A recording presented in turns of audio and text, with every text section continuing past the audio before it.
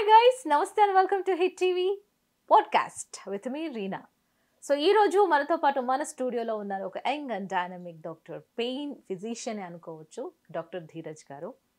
And వాళ్ళ యొక్క అదేంటంటే ఆపరేషన్ లేకుండా ఏదైనా నొప్పిని క్యూర్ చేసే విధానంలో ఇప్పుడు స్పెషలిస్ట్ అనమాట డాక్టర్ ధీరజ్ గారు. అదెలా అని అనుకుంటున్నారా? నేను అనుకున్నానండి. ఎందుకు ఈ అనుమానాలన్నీ తీర్చేసుకుందాం డాక్టర్ గారిని అడిగి. వెల్కమ్ చెప్దాం ముందు. హాయ్ ధీరజ్ గారు. హలో అండి, హౌ ఆర్ యు? నమస్తే. Yes, I'm fine. How are you అండి? సో ఆఫ్టర్ మెనీ డేస్ మళ్ళీ మా ఛానల్లో మిమ్మల్ని చూస్తున్నాము.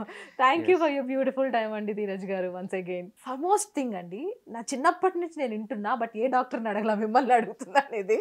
అదేంటంటే a an apple a day keeps doctor away అంటూ ఉంటాం. ప్లీజ్ దీన్ని కొద్దిగా నాకు కొద్దిగా టర్మ్ వైజ్ చెప్పండి. ఎందుకు యాపిల్ తింటే సరిపోతుందా మనకి? డాక్టర్ అవే అంటున్నారు, వై? సో ఈ యాపిల్ అనేది దాంట్లో చాలా ఎసెన్షియల్ వైటమిన్స్ కానీ అమైనో యాసిడ్స్ కానీ అట్లాంటి వాటి వల్ల అండ్ మనకు కావాల్సిన ఏదైతే డెఫిసిట్స్ ఉన్నాయో మన డైలీ ఫుడ్లో తీసుకునే కానీ మన ఇండియన్స్ ఎస్పెషల్లీ తీసుకుంటే రైస్ ఎక్కువ అలవాటు, దాల్ ఎక్కువ అలవాటు, మనకి పప్పు. సో వీటిలో మనకి 100% వైటమిన్స్ కానీ మినరల్స్ మన బాడీకి అందవు. సో ఈ యాపిల్ అనేది చాలా ఎసెన్షియల్ వైటమిన్స్ ఉంటాయి, పెక్టిన్స్ ఉంటాయి. సో దీనివల్ల మనకి డైజెషన్ బాగుతుంది. ఎనీ డెఫిసిట్ మినరల్స్ ఉన్నా కానీ వైటమిన్స్ అవన్నీ మనకి బ్యాలెన్స్ అయిపోతాయి.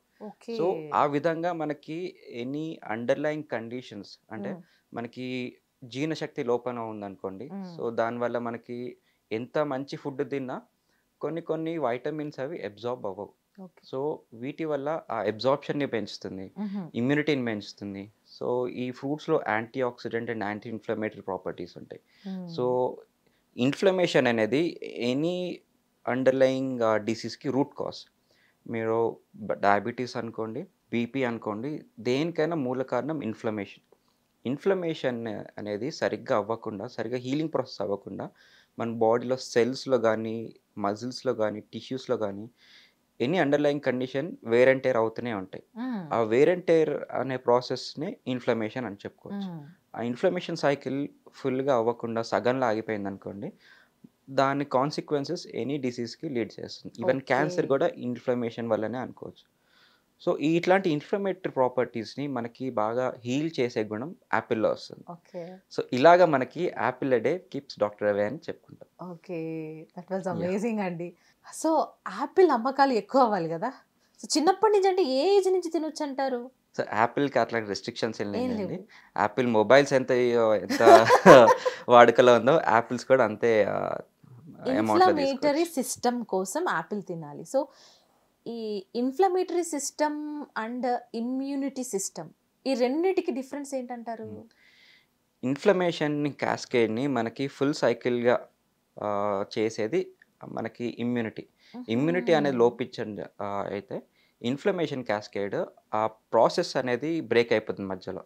సో ఇమ్యూనిటీ ఉంటేనే ఆ ఇన్ఫ్లమేషన్ని స్టాప్ చేసేది, లేకపోతే కంప్లీట్ చేసేది. అదొక బ్యారియర్ అని చెప్పుకోవచ్చు. ఆ గేట్ దాటితేనే ఆ ఇన్ఫ్లమేషన్ సైకిల్ పూర్ణ అవుతుంది. అదే మనకి ఆ ఇన్ఫ్లమేషన్ కానీ ఇమ్యూనిటీ లోపిస్తే దానివల్ల ఇన్ఫెక్షన్స్ వస్తాయి, ఎనీ క్రానిక్ డిసీజ్ కూడా లోన్ అవుతా ఉంటారు. సో రెండు ఇంపార్టెంటే.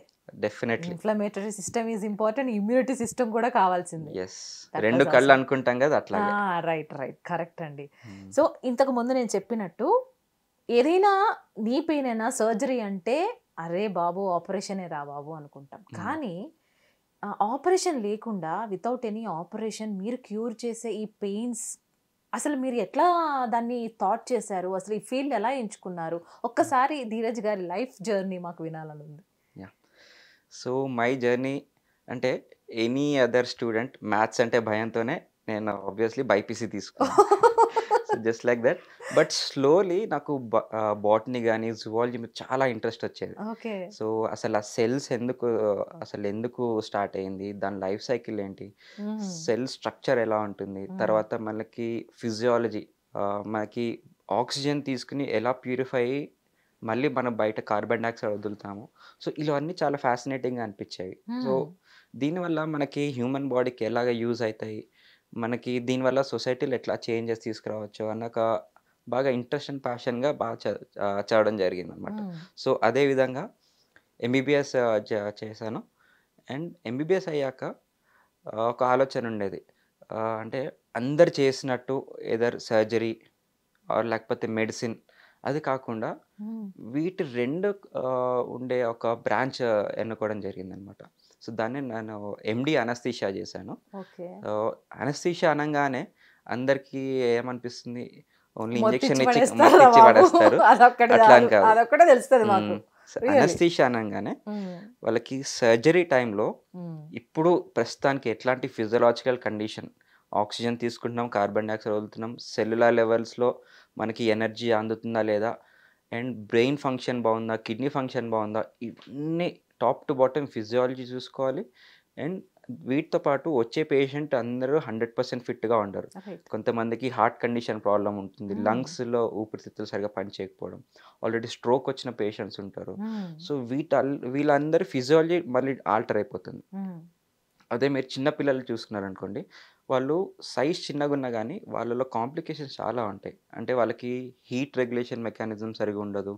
కార్డియాక్ ఫిజియాలజీ అంటే వాళ్ళకి పుట్టుకతోనే హార్ట్ రేట్ ఎక్కువుంటుంది.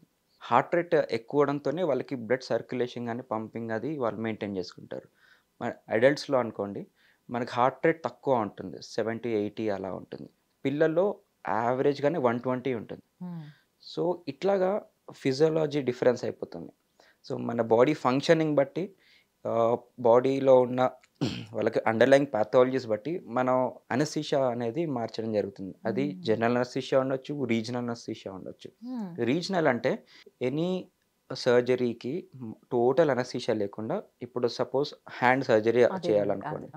వాటికి మనం ఓన్లీ ఆ హ్యాండ్‌కి సప్లై చేసే నరాన్ని స్కానింగ్ ద్వారా చూసుకొని జస్ట్ అక్కడ లోకల్ అనస్థెటిక్ ఇచ్చి ఈ చెయ్యి అంతా ముద్దబార్చొచ్చు. అలాగే స్పైనల్ అనస్థీషియా అంటాం.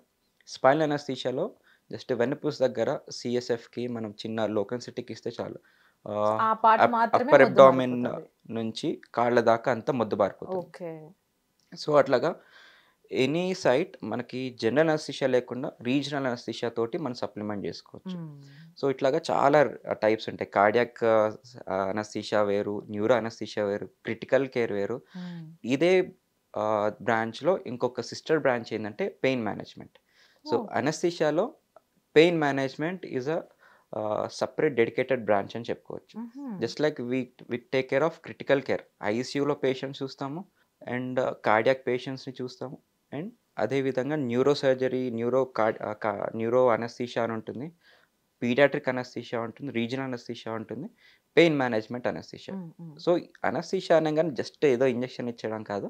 This lot of complication physiology. Right. ప్రతి క్షణం క్లైమాక్స్‌లా ఉంటుందంటారు కదా! కరెక్ట్. అట్లాగా సర్జన్‌కి మన comfortable field of surgery area ఇచ్చి వాళ్ళకి కంఫర్టబుల్‌గా చేసి అంటే అల్టిమేట్‌లీ సర్జరీ ఒక్కటే ఇంపార్టెంట్ కాదు. సర్జరీ అయ్యాక మళ్ళీ నార్మల్‌గా ఫంక్షనింగ్ హ్యూమన్ బాడీని కూడా చేసుకోవాలి. తీసుకురావాలనమాట. అవును. అంటే వాళ్ళకి సెడేషన్ నుంచి, డీప్ కోమా నుంచి మళ్ళీ ఎరోజ్ చేసి యథావిధిగా నడిపేదాన్నే అనస్థీషియా అని చెప్పొచ్చు. సో, సో, ఇంత అక్కడి ఉంటుంది. నుంచి యాహ్! అంటే ఇది బ్రదర్, అది సిస్టర్ అనవచ్చు. యెస్. ఓకే. సో, అక్కడి నుంచి ఆ యొక్క ఏమన్నారు పెయిన్ అంటే సరే. Anaesthesia to pain management. Pain management. So, pain management తీసుకున్నారు మీరు. సో, అలా తీసుకొని తర్వాత సో, ఈ పెయిన్ మేనేజ్మెంటే ఎందుకు తీసుకున్నానని ఇంకా అంటే లైక్ కొన్నిసార్లు ఎమర్జెన్సీ సర్జరీస్ వచ్చాయి మాకు. ఆహాహా! ఎమర్జెన్సీ సర్జరీస్‌లో వాళ్ళకి యాంపుటేషన్ అంటాం. అంటే కాళ్ళు సెప్టిక్ వల్ల గానీ, రక్త సరఫరా టైంలో వాళ్ళకి ఎమర్జెన్సీగా కాళ్ళు కట్ చేయాల్సొస్తది. సో, కాళ్ళు గానీ, హ్యాండ్ గానీ anything.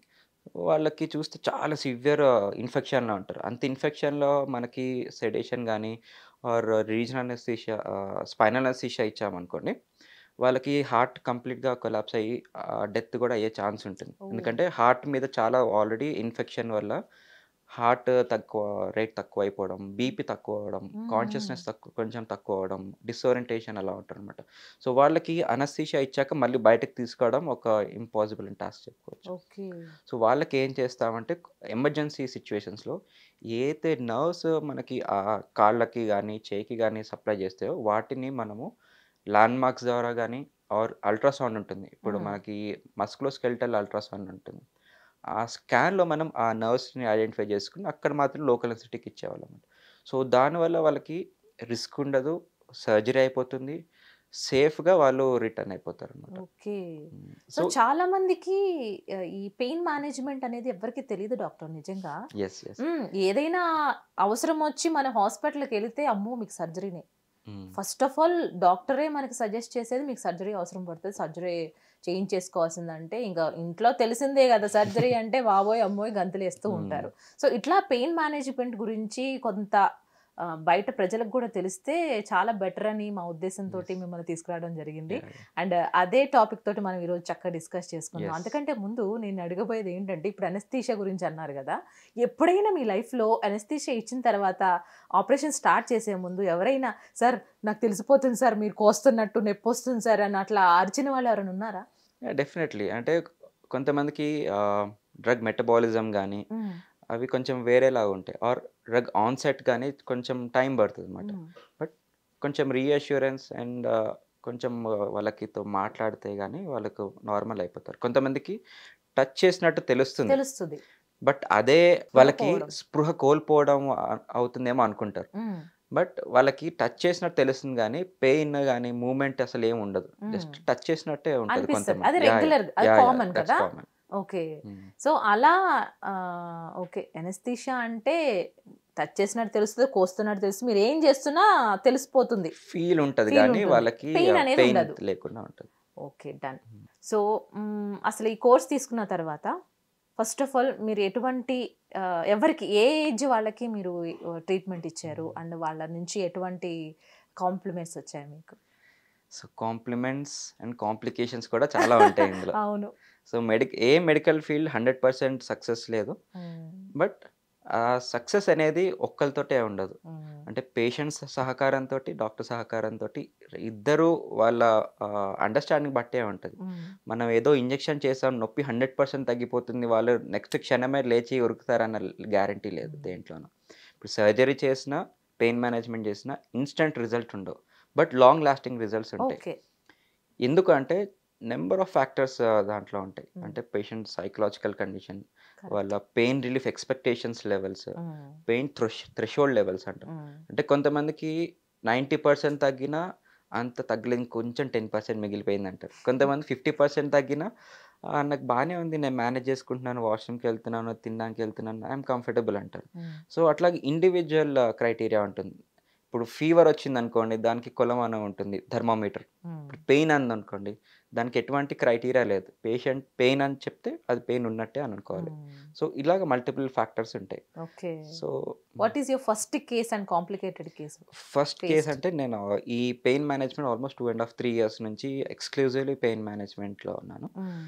So, my earliest patient అంటే 19, 18 ఇయర్స్ అని చెప్పుకోవచ్చు. ఓహ్! సో, ఈ యంగ్ అడల్ట్స్‌లో ఎస్పెషల్లీ వాళ్ళకి కీళ్ళవాతం అంటారు. Rheumatoid arthritis. ఆ! అప్పటినుంచి. యెస్. వాళ్ళకి ఎక్స్‌రే గాని చూస్తే మనం వాళ్ళ ఆల్‌మోస్ట్ జాయింట్ అంతా దగ్గరకొచ్చేయడం, ఓహ్ మై లోపల గాడ్! ఇన్‌ఫ్లమేషన్ బాగా అయిపోవడం, హ్మ్. లోపలున్న కార్టిలేజ్ గాని అంతా డ్యామేజ్ అయిపోయి దగ్గరకొచ్చేస్తాయి. హ్మ్. ఆ ఎక్స్‌రే కంపేర్ చేస్తే ఆల్‌మోస్ట్ ఒక 70 ఇయర్ ఓల్డ్ ఎక్స్‌రే ఎలా ఉంటుందో వాళ్ళకంత ఎక్స్‌రే చేంజెస్ అలా ఉంటాయి. సో, వాళ్ళకి నడిచినా గాని, కొంచెం మూవ్‌మెంట్ చేసినా చాలా సివియర్ పెయిన్‌తో ఉంటారనమాట. హ్మ్. వాళ్ళకి ఏదో ఒకటి చేయాలి. అంటే వాళ్ళకి సర్జరీ ఇప్పుడే తీసుకోలేము. యెస్. అండ్ యంగ్ ఏజ్‌లోనే యాహ్! యాహ్! ఇంత ఎర్లీగా రైట్. సర్జరీ కూడా రైట్. రైట్. చేసుకోలేం. రైట్. వాళ్ళకి పెయిన్ నుంచే రిలీఫ్ రావాలి. హ్మ్. అండ్ ఎటువంటి కాంప్లికేషన్స్, ఇష్యూస్ లేకుండా వాళ్ళు అట్‌లీస్ట్ వాళ్ళ పర్సనల్ లైఫ్ కంఫర్టబుల్‌గా లీడ్ చేసే మనం అవకాశం ఇస్తే చాలు వాళ్ళకి. హ్మ్. సో, అట్లాగా వాళ్ళకి పెయిన్ మేనేజ్‌మెంట్‌లో నీ పెయిన్ ఎస్పెషల్లీ ఉన్న వాళ్ళకి జెనికులర్ నర్వ్స్ రేడియో ఫ్రీక్వెన్సీ అబ్లేషన్ అంటాం. హుహు. అంటే దీంట్లో ఏం చేస్తామంటే ఈ కొన్ని నర్వ్స్ ఉంటాయి. చిన్న చిన్న నర్వ్స్, హ్మ్. Peripheral nerves. హ్మ్. హ్మ్. సో, వాటి ఫంక్షన్ ఏందంటే నీ జాయింట్‌లో ఉన్న పెయిన్ స్పైనల్ కార్డ్‌కి, మెదడుకి చేర్చడం. అంటే పెయిన్ తెలుస్తుంటే ఆ హ్మ్. సిగ్నల్స్‌ని ట్రాన్స్‌మిట్ చేసే లక్షణం ఉంటుంది. హుహుహు. సో, మనము అల్ట్రాసౌండ్ స్కాన్ చేస్తాం. ఆ స్కాన్‌లో మనకి చిన్న చిన్న నర్వ్స్ గాని వాటిని ఐడెంటిఫై చేసుకొని జస్ట్ ఒక నీడిల్ పెట్టి ఆ నీడిల్‌లోంచి లేజర్ ఎళ్తుందన్నమాట. Radio oh! Frequency ablation. So, దాని ద్వారా పెయిన్ సిగ్నల్స్ బ్లాక్ అవుతాయి. హ్మ్. ఇమ్మీడియేట్‌లీ మంచి పెయిన్ రిలీఫ్ వస్తుంది. లాంగ్ లాస్టింగ్ రిజల్ట్స్ అనే సో, చెప్పుకోవచ్చు. How many days it will take అండి? లేజర్ ట్రీట్మెంట్ అంటే ఇన్ని సిట్టింగ్స్ అని ఉంటాయా? లేదంటే సిట్టింగ్స్ అంటే on basis of the yeah! Pain అంటారా? Age or something like? So underlying root cause is important. Okay. Any pain దానికి లేజర్ చేస్తాము, ఇంజెక్షన్ చేస్తాం అంటే సరిపోదు. అసలు ఎందుకు వస్తుంది? ఇప్పుడు కీళ్ళవాతం, రుమటైడ్ ఆర్థరైటిస్ వచ్చింది. వాళ్ళకి పెయిన్ మేనేజ్మెంట్ చేస్తాం కానీ ఆన్గోయింగ్ ఇన్ఫ్లమేషన్ కానీ, డీజనరేషన్ కానీ, ఆర్థరైటిస్ కండిషన్ని కంట్రోల్ చేసుకోవాలి. అవి ఎట్లాగా? మెడిసిన్స్ ద్వారా, disease modifying anti rheumatoid agents, DMARDs అంటాం, ఆ మెడికేషన్స్ అండ్ ఫిజియోథెరపీ, రీహాబిలిటేషన్, ఇవన్నీ కూడా ఇంకో 50%. 50% ఒక్కటే మనం చేసే ఆర్ఎఫ్ కానీ లేజర్ ట్రీట్మెంట్. ఇంకో 50% మందులు కానీ, ఫిజియోథెరపీ ఎక్సర్సైజెస్, వీటి అన్నిటితోటే మనకి మంచి రిలీఫ్ వస్తుంది. ఇదేం ఇన్స్టెంట్ మ్యాగీ రిజల్ట్స్ లాగా కాదు, but it's a long lasting. So you have sittings, అంటే ఇన్ని సిట్టింగ్స్ అని ఉంటాయా? ఒకటేసారి మీరు ట్రీట్మెంట్ ఇచ్చి then you go for physiotherapy అంటారా? Like how? కొంతమందికి మనము ఓన్లీ యూజువల్ 1 సిట్టింగ్లోనే సరిపోతుంది, ఎందుకంటే ఇది లాంగ్ లాస్టింగ్ రిజల్ట్స్ వస్తాయి. యావరేజ్గా 3 to 4 years వరకు వస్తుంది. 3-4 years వరకు మళ్ళీ రిపీట్ చేసుకోవచ్చు. అండ్ అప్పటి వరకు వాళ్ళకి పెయిన్ బేరింగ్ కెపాసిటీ కూడా కొంచెం ఇంప్రూవ్ అవుతుంది, మజిల్ బిల్డ్ అవుతుంది. అండ్ వాళ్ళు మందుల వల్ల కొంచెం ఆయన లోపల ఉన్న ఇన్ఫ్లమేషన్ కూడా కంట్రోల్ అవుతుంది. సో దానివల్ల ఈ 3-4 years కూడా ఇంకొంచెం ప్రొలాంగ్ అయ్యే ఆస్కారం ఉంటుంది. సో ఇట్లాగ నెంబర్ ఆఫ్ టైమ్స్ రిపీట్ చేసుకుని దీంట్లో అయితే నష్టమేం లేదు. మనం ఎటువంటి కొయ్యట్లేదు, స్టిచెస్ చేయట్లేదు, జస్ట్ నీడిల్ ద్వారా స్కాన్ చేసుకుని ఎక్కడైతే నర్వ్ ఉందో దాన్ని మాత్రం బ్లాక్ చేస్తాం. సో మీరు అంటే ఏంటంటే ఇప్పుడు ఒకసారి ఒక సిట్టింగ్ వచ్చిన తర్వాత he will be okay for some days or some months, మళ్ళీ ఆఫ్టర్ ఫ్యూ ఇయర్స్, ఆఫ్టర్ కొన్ని ఇయర్స్ తర్వాత అయినా మళ్ళీ రిపీట్ కావచ్చు, మళ్ళీ లేజర్ ట్రీట్మెంట్ తీసుకోవచ్చు అంటున్నారు, అంతేనా? డన్. ఓకే. సో ఇప్పుడు మీ దగ్గరికి ఎటువంటి టైప్స్ ఆఫ్ పేషెంట్స్ వస్తారు? లైక్ ఐటీ ఫీల్డ్స్ నుంచి we have many problems of back bone అండి. బ్యాక్ బోన్కి సంబంధించి, ఈ నెక్కి సంబంధించి ఎక్కువ శాతం వీళ్ళే ఉంటున్నారు. సో వీళ్ళల్లో కూడా ఇంకేదైనా ఎక్కువ లైక్ ఈ నడుము నొప్పి, నెక్ పెయినే కాకుండా ఇంకా ఏమన్నా ప్రాబ్లమ్స్తో వస్తున్నారంటారా? What kind of problems? IT దాంట్లో ఎస్పెషల్లీ వాళ్ళు కూర్చునే విధానం సరిగ్గా లేకపోవడం, లేకపోతే ముందుకు వంగడము, ఎక్కువసేపు కాన్స్టాంట్ సిట్టింగ్ వల్ల వాళ్ళకి జాయింట్ స్టిఫ్నెస్ కానీ, జాయింట్లో డిస్క్ అరుగుదల కానీ, వీటి వల్ల బ్యాక్ పెయిన్, సర్వైకల్ స్పాండిలైటిస్ తోటి చాలా ఎక్కువగానే చూస్తుంటాం. ఇవందరికీ తెలిసినవే. ఇంకొంతమందికి టెయిల్ బోన్ పెయిన్స్ వస్తాయి. అంటే మనం కూర్చున్న పొజిషన్లో టెయిల్ బోన్ అనేది వెన్నపూసలో ఉన్న చివరి భాగం, అందుకే టెయిల్ బోన్ అంటాం, కాకిక్స్. సో కాకిక్స్ దగ్గర చాలా ప్రెషర్ పడుతుంది కూర్చున్నప్పుడు. ఎనీ ఫ్లాట్ సర్ఫేస్ మీద కూర్చున్నప్పుడు ఆ బోని ప్రామినెంట్ ఉంటుంది మనకి. సో దానివల్ల దాని మీద ప్రెషర్ పడడం, దాన్ని కాక్సిగోడైనియా అంటాం. So tail bone pain. కొంతమందికి ఇషియల్ బర్సైటిస్ అంటాం. ఈ కాకిక్స్ అనేది టెయిల్ బోన్ సైడ్గా ఇంకో సపోర్ట్ ఉంటుంది, మన పెల్విక్ బోన్స్ ఉంటాయి కదా, దానికి ఇస్కియం అంటాం. ఆ ఇస్కియం కూడా అండ్ ఈ కాకిక్స్ అనేది ట్రైపాడ్ లాగా ఉంటుంది. మనకి ఒక కెమెరా నుంచి ట్రైపాడ్ ఎలాగో మనం కూర్చోవాలనుకున్నా కానీ ట్రైపాడ్, కాకిక్స్ రెండు ఇవి ఇషియల్ బోన్స్, ఈ మూడు కలిస్తేనే మనం కూర్చోడానికి కంఫర్టబుల్గా ఉంటుంది. సో మన లాంగ్ స్టాండింగ్ కూర్చోవడం వల్ల ఈ బోనీ ప్రెషర్స్ దగ్గర బాగా ఇన్ఫ్లమేషన్ కానీ ఒత్తిడి అవుతుంది. సో ఆ మజిల్కి బోన్ మధ్యలో ఏమైనా వాపు రావడం ఆర్ ఇన్ఫ్లమేషన్ వల్ల వాళ్ళకి ఇట్లాగా బట్టక్ పెయిన్ కానీ, టెయిల్ బోన్ పెయిన్ వస్తుంటాయి. అండ్ మౌజ్ ఎక్కువ వాడిన వాళ్ళకి కార్పల్ టనల్ సిండ్రోమ్ అంటాం. ఇక్కడ చిన్న నర్వ్ ఉంటుంది, మీడియన్ నర్వ్ అని. ఈ నర్వ్ అనేది ఫస్ట్ 3 ఫింగర్స్కి సప్లై చేస్తుంది, మూమెంట్స్ కానీ, స్పర్శ కానీ. సో వీళ్ళు ఎక్కువ మౌజ్ ఇలాగా వాడడంతో ఇక్కడ ఉన్న ఒక చిన్న పొర ఉంటుంది, ఫ్లెక్సర్ రెటినాక్యులం. ఈ పొర అనేది దాని కిందనే మనకి నర్వ్ ఉంటుంది, మీడియన్ నర్వ్. దాని మీద కంప్రెషన్ బాగా పడుతుంటుంది. సో వాళ్ళకి తిమ్మిరి రావడం, షాక్ రావడం, కొంచెం దగ్గరకు చేస్తే వాళ్ళకి బాగా పెయిన్ రావడం. సో వాళ్ళకి మళ్ళీ నైట్ రెస్ట్ ఉంటే కొంచెం తగ్గుతుంది. ఎప్పుడైతే వర్క్ చేశారో కొంచెం రిస్ట్ మూమెంట్స్ ఉన్నాయి, మళ్ళీ రీస్టార్ట్ అయిపోతుంది. సో కార్పల్ టనల్ సిండ్రోమ్ అంటాం. అండ్ కొంతమంది టెన్షన్ హెడేక్స్ అంటాం. అంటే ఈ పని ఒత్తిడి వల్ల కాదు కానీ వాళ్ళకి క్రానిక్గా పెయిన్ అనేది స్టార్ట్ అవుతుంది. అది టిపికల్ ఫీచర్స్ ఎలా ఉంటాయంటే, ఒక బ్యాండ్ కట్టినట్టు తల చుట్టూ ఒక రోప్ కట్టేసి బాగా టైట్ చేస్తే ఎలా ఉంటుంది, అట్లా టెన్షన్ హెడేక్ అని అంటాం. సో టెన్షన్ హెడేక్స్ బాగా వస్తుంటాయి. So these are all IT based ఉంటాయి, అపార్ట్ ఫ్రమ్ సర్వైకల్ డిస్క్. తెలిసిందో నడువు నొప్పి, మెడవ నొప్పి సార్, ఇప్పుడు మీరు చెప్పిన మాకేం తెలియదు. సో ఇవంతా ఇంత ప్రాబ్లమ్స్ తోటి, ఇంత టెన్షన్, ఓ పక్కన తలనొప్పి సార్, అట్లా వస్తుంటే మీకు ఏమనిపిస్తుంది? వాళ్ళు సో కొన్ని సజెషన్స్ ఇస్తూ ఉంటారు, so how you make them, how you suggest them? మన నా ఫిలాసఫీ అంటే వాళ్ళు నా దగ్గరకు వచ్చి సలహాలు తీసుకోకుండా వాళ్ళు ఇంట్లోనే అన్ని పాటించారనుకోండి, నాకు టెన్షన్ ఉండదు, నాకు పేషెంట్స్ లోడ్ తగ్గిపోతారు. ఆ విధంగా అంటే సెల్ఫిష్గా మీకు నేను పేషెంట్స్ హ్యాపీగా వద్దా? ఉంటాను. పేషెంట్ లోడ్ ఎక్కువ అయిపోతుంది అనమాట. మనకి ఓకే. హెల్త్ కేర్ బర్డెన్ చాలా ఉంది మనకి. సో మన ఇండియన్ పాపులేషన్ ఎంత ఉన్నారో డాక్టర్స్ ప్రపోర్షన్ కూడా కొంచెం తక్కువనే ఉంటారు. కరెక్ట్. అదే మీరు సపోజ్ యూఎస్ ఆర్ యూకేలో ఒక డాక్టర్ అపాయింట్మెంట్ తీసుకోవాలనుకోండి, మినిమం 3 మంత్స్ మీకు టైం పడుతుంది. ఎనీ చిన్న మాకు టూత్ ఏక్ అయింది, అప్పుడు స్ప్రెయిన్ సార్ అయింది. మరి పాపం వాళ్ళకి ఇంకా అట్లా అంతే పెయిన్ పడుతూ ఉండాల్సిందేనా? అంతే వాళ్ళకి ఇంకా తప్పదు. Oh, just over the counter paracetamol తీసుకోండి, మీ నెంబర్ వచ్చే వరకు వెయిట్ ఫస్ట్ చేయండి. ఎయిడ్ అంటారు జస్ట్ పారాసిటమాల్ అంతే. కొంచెం దాన్ని పెయిన్ టెంపరీగా సబ్సైడ్ చేసే మందు అలా ఉంటుంది. మనకి ఎట్లాగా, మనకి చిటికేస్తే స్విగ్గీ ఎట్లాగో వచ్చేసేలో చిటికేగానే డాక్టర్ అపాయింట్మెంట్ కావాలంటారు. ఒక 10 మినిట్స్ వెయిట్ చేయమన్నా వాళ్ళకి ఇంపేషెంట్ అయిపోతారు. సో ఇలా ఉంది situation. So obviously health care professional మీద కొంచెం బర్డెన్ అయితే ఉంటుంది. మాకు కూడా ఉంటుంది. తొందరగా పేషెంట్స్ని చూస్తే మేము ఫ్రీ అవుతాం, చాలామంది జస్టిస్ చేయొచ్చు అనుకోవచ్చు.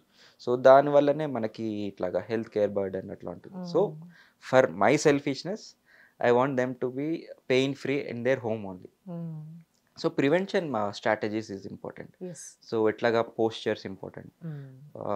ఇప్పుడు సపోజ్ ఒక 45 మినిట్స్ ఇలా కూర్చున్నారనుకోండి, సిస్టమ్ వర్క్ చేసేటప్పుడు ఇట్లా ముందుకు బాగా వంగే అలవాటు ఉంటుంది. అట్లా కాకుండా కంఫర్టబుల్గా చైర్కి, ఎనీ చైర్ ఈజ్ బెస్ట్. దానికి ఈ స్పెసిఫిక్ చైర్ దీనివల్లనే మనకి నడునొప్పి రాదు అని ఎటువంటి చైర్ ఏం లేదు. ఎవరికి పేటెంట్ రైట్స్ కూడా లేవు. జస్ట్ మార్కెటింగ్ స్ట్రాటజీ అని చెప్పుకోవచ్చు. సో బ్యాక్కి రెస్ట్ ఇచ్చి అండ్ ఎవ్రీ 45 మినిట్స్కి కొంచెం వాక్ అరౌండ్ చేసామనుకోండి, అదే బెస్ట్ రెమెడీ మనకి బ్యాక్ పెయిన్ ప్రివెన్షన్కి. ఎందుకు వాక్ చేయాలి, ఎందుకు ఇట్లాగా మూవ్ అరౌండ్ అవ్వాలి అంటే, మనకి బ్యాక్లో ప్రధానంగా డిస్క్ బల్జ్ అనేది చాలా ఎక్కువ చూస్తూ ఉంటాం. డిస్క్ జారింది, నరం మీద ఒత్తిడుతుంది, సయాటికా వచ్చింది. సో ఇది ఎందుకు వస్తుంది అంటే, డిస్క్లో మనకి 2 భాగాలు ఉంటాయి. ఔటర్ పార్ట్ యాన్యులస్ అంటాం, అదొక ఎగ్ షెల్ లాగా గట్టిగా హార్డ్గా ఉంటుంది.